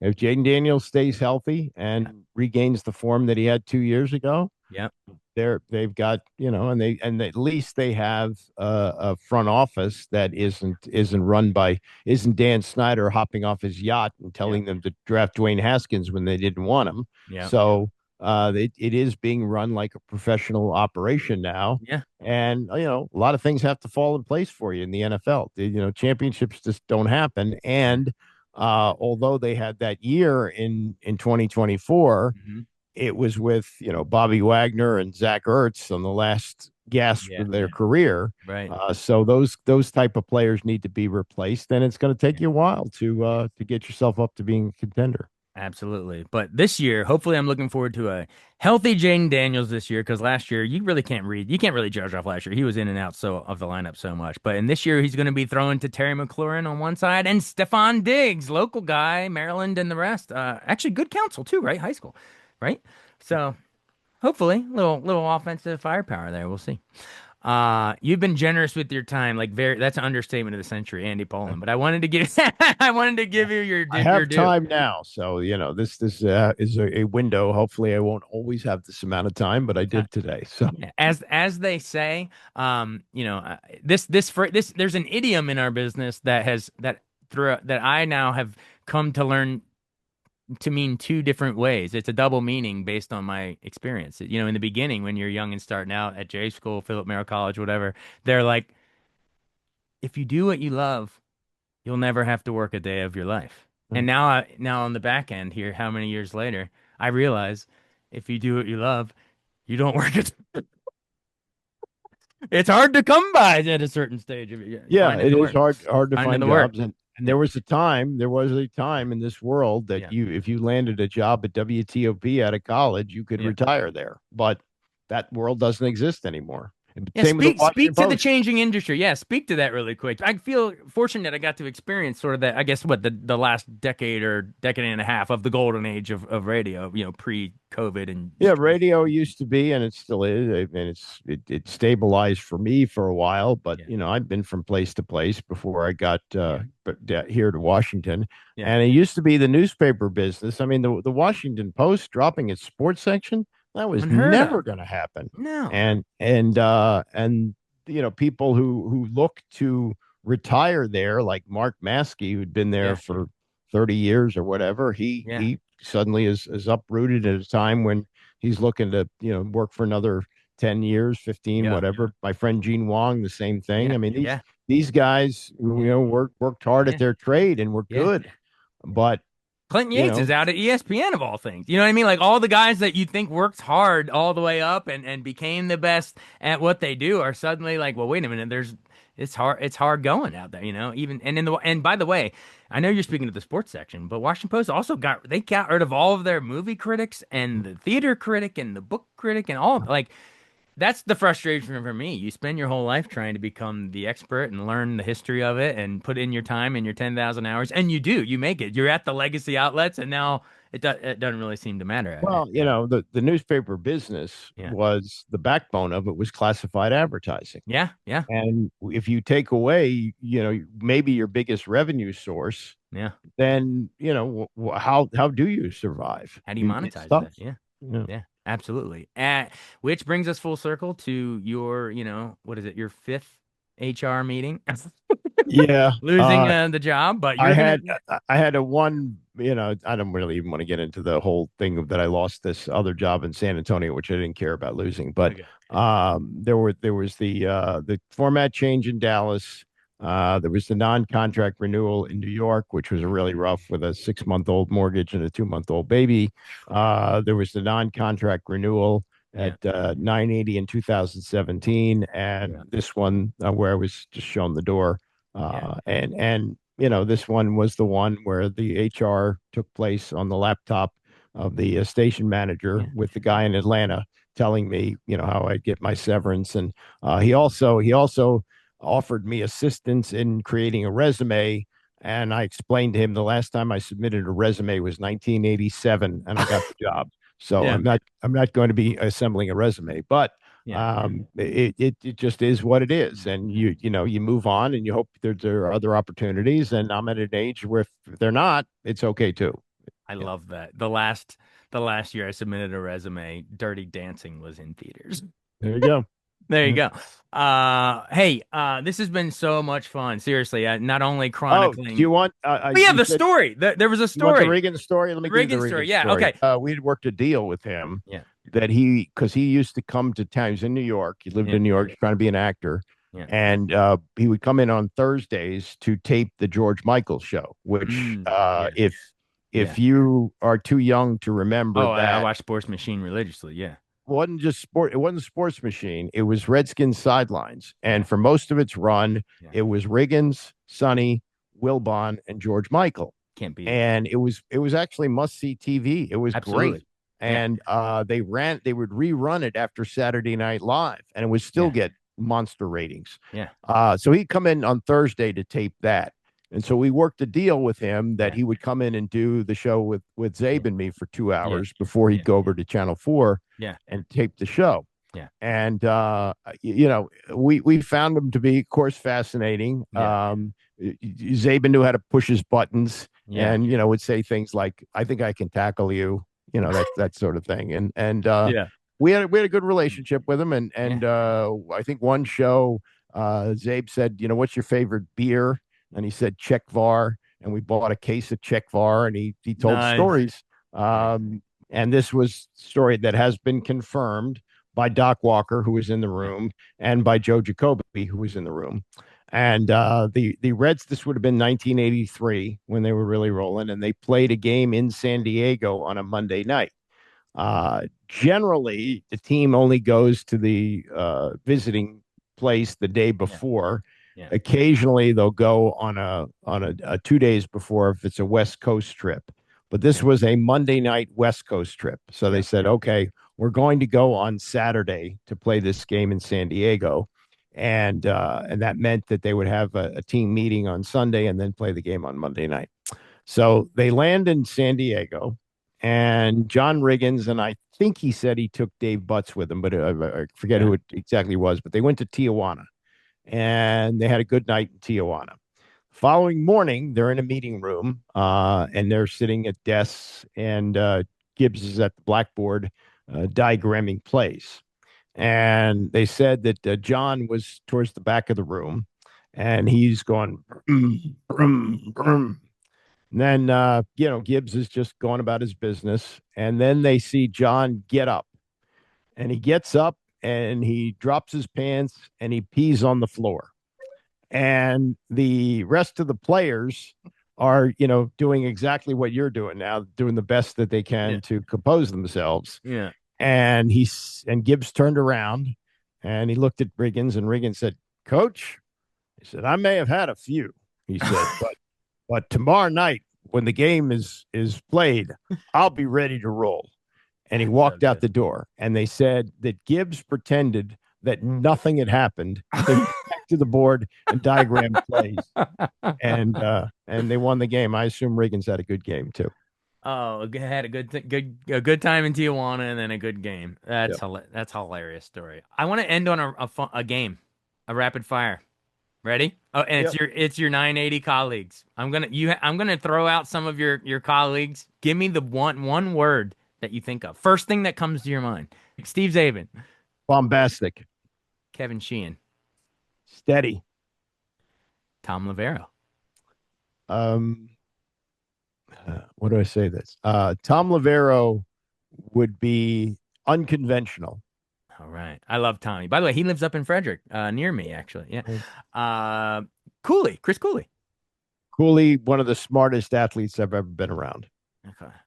Coach Thompson. A legend. The fact that you got to hear all his MFers all the time in the Oh yeah, it was an experience, and I had a role in getting him to the station too, which I'm very proud of. Oh, nice. Doc Walker. Uh, Salt of the earth guy, I would say. Just and I would say this about him, that I mean, I know you're looking for one No, that's word, fine. You can elaborate a little. Yeah. but Doc Walker understood what you needed to do, and he was an intern at WMAL while he was still playing. He wanted to learn the craft, and he's the kind of guy, if he'd run for office, he'd win, because he can if you're talking to him, he will treat you like you're the only one in the room and the most Yeah. important person in the world. He's got that kind of skill. I love it. B. Mitch. B. Mitch, another guy who clearly had an understanding. He was also doing shows when he was still playing. Yeah. And one of the things I respect about him is that he puts in the work. He watches other sports besides football, and he's a guy who really understands. You talk about athletes going broke. Mhm. He'll never go broke, because I believe this may still be the case. He's never touched his football money. Everything he's lived on has been off the field. Wow. And the most all-purpose yardage too. Al Galdi. Incredible worker, incredible focus. He's a guy who came up through the ranks, paid his dues, started as an intern, worked as a producer, and is absolutely tireless worker, a grinder. A great voice too for radio. Naki, you mentioned Chris Naki. Chris Naki, he's got one great skill for radio and TV for that matter. Yeah. He's a wise guy, and I think that I was actually talking to Tony Kornheiser about this. We were talking about, he's one of these guys. He'll say sometimes like, "Oh, it's just luck. I lucked into it." And I said, "No." Yeah. Said you got something that people are always looking for, and that's why they hire comedians. And comedians don't work on radio because they're used to prepared material. You're a wise guy. A wise guy can react and say funny things off the cuff. Tony's great at that. The greatest, I think, to have ever, if he had the opportunity, sadly died of a brain tumor at 44. Glenn Brenner would have been the best ever at this. And Naki's really good at it. That's his great skill. How about Scott Jackson? Scott Jackson, great voice. A guy who just kept grinding away. He had a couple of runs there. I think he's settled into a very good situation in Virginia Beach now, if I'm not mistaken. Maybe, yeah. So he's a guy. He's another guy. I mean, these people who stay. They got to roll with the punches and they got to work hard, and he's done all that. How about Steve Solomon? Dolly is one of the smartest guys I've ever been around. He marches to the beat of his own drum. But I think he's been a key player in the history of sports radio here for sure. All right, my guy Tim Murray. Tim Murray is a guy who came in as an intern, stuck with it, worked hard. He's a former athlete, played college basketball at Muhlenberg, and found his niche in gambling. And I believe is working for Vision, Brent Musburger's network in Vegas. In Vegas, yeah, absolutely. Who we met? Oh, Nick Ashew. Nick Ashew, really smart guy, hard worker, and he has had success. I would have thought that his star would have risen a little bit higher, but he's definitely a smart and talented guy for sure. Kornheiser. No, I mean, I don't think there's been anybody in the history of any medium that has had the success he's had. He reached the top as a newspaper columnist. He reached certainly the top in television. Yeah. And while he would joke about, the low ratings on the radio, he's had a remarkable run. It's been podcasting probably for the last 10 years, but I mean, he's got the whole package. He knows he's just set. Besides the fact that he's really smart, he's also a wise guy, and that has really helped him. I've enjoyed going on his podcast lately. They just had me on to review the Odyssey, the Christopher Nolan, so it's fun. Oh, Stern. Again, love another Stern. Guy came in and worked his way through and found this path that fit his skills. He's got the story of what's the guy who does the Miller Lite commercials now? Christopher Walken. Yeah, Christopher Walken. Oh, yeah, of course. Stern came on, and we did a whole episode on when that tells you everything you need to know about Stern. Yeah. Hilarious.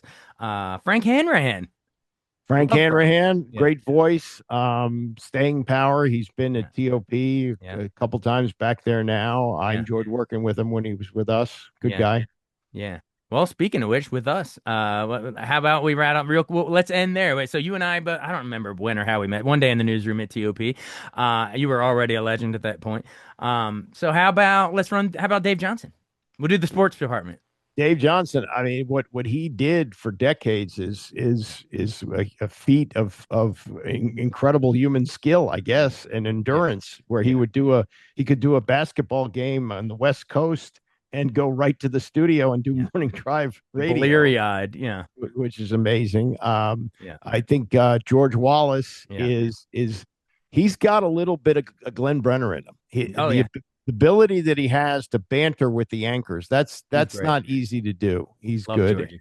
And I see Dave Preston from time to time when I'm a spectator at a college basketball game, and I hear him not just in his morning drive reports, but he can be in a game at night. He's one of the most tireless workers I've ever seen. He's also a great guy. You never know what old reference he's going to pull. That's what I love. You got to tune in for Dave. And Rob Woodfork, my buddy. Yeah, I actually had dinner with Rob last night, and Oh, well, there you go. In the he's middle. So in the middle of our multi-part yeah, interview. yeah. Well, actually, I did it with you after I'd had dinner with Oh, him, okay, okay, okay. and I only had one margarita, so I was I thought I okay. noticed But a little Rob, yeah. in your voice there. A But little, he he's got great passion for what he does, and yeah, those are the people you win with. So yeah. absolutely. Am I forgetting anybody from the 980? I think that's the TOP, but anybody from the 980 I days? I think we mean, got most of them. you want to go back to Kylie and the coach and all Yeah, that stuff, we can, yeah, but yeah. that's decades ago.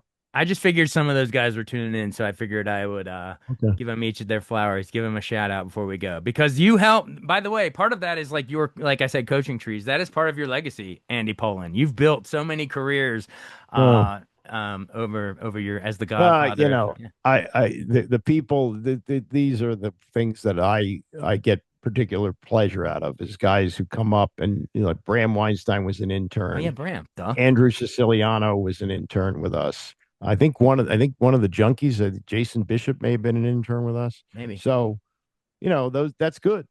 People who go on to success, Yeah, yeah, and people help me along the way. And if I was able to help them, yeah. I'm happy to do that. Absolutely. Well, listening to this is where we'll leave it. Not only do you know your stuff and the institutional knowledge of DC sports and growing up as a lifelong fan and pioneering radio, honestly, man. I mean, yeah, like we said, like you're on the ground floor of sports talk radio in New York and then in DC. You help bring it to life. So thank you for that. And then on a personal note, thank you for being a friend. You were one of the first people picked up the phone and called me a couple years ago after I was trying to relaunch my career. So you're just a good guy, a mensch, as they would say, right? I try to be, hopefully. I'm a grandfather now, so I can be the Yeah. old mensch, so it's okay. Yeah. So how many kids and how many grandkids end with the Three, family? three Three? Okay. grandkids. Both my kids are married. My son lives in Seattle. He's got a son, Nice. and my daughter lives in Kensington, and she's got a daughter and a son. Nice. And now I have a daughter. Nice, So Mazel tov. absolutely. Right back at you. Hey, Uh, well, hopefully enjoy a little more time with the family now. I'm sorry for taking what 2 or 3 hours away from your family for this call, but Again, they weren't my family's not looking for me now, so it's okay. yeah, all right. Well, Uh, maybe. Well, congrats on the nearly 50-year career in radio. Best of luck if you decide to, try to finish out the last couple years of those somewhere else. Anyone would be lucky to have you. If not, you can hang your hat justified, man. You've done it. well, appreciate that. I appreciate you having me on. All right, we'll talk to you later. All right, take care. Andy Pollin on Beyond the Fame.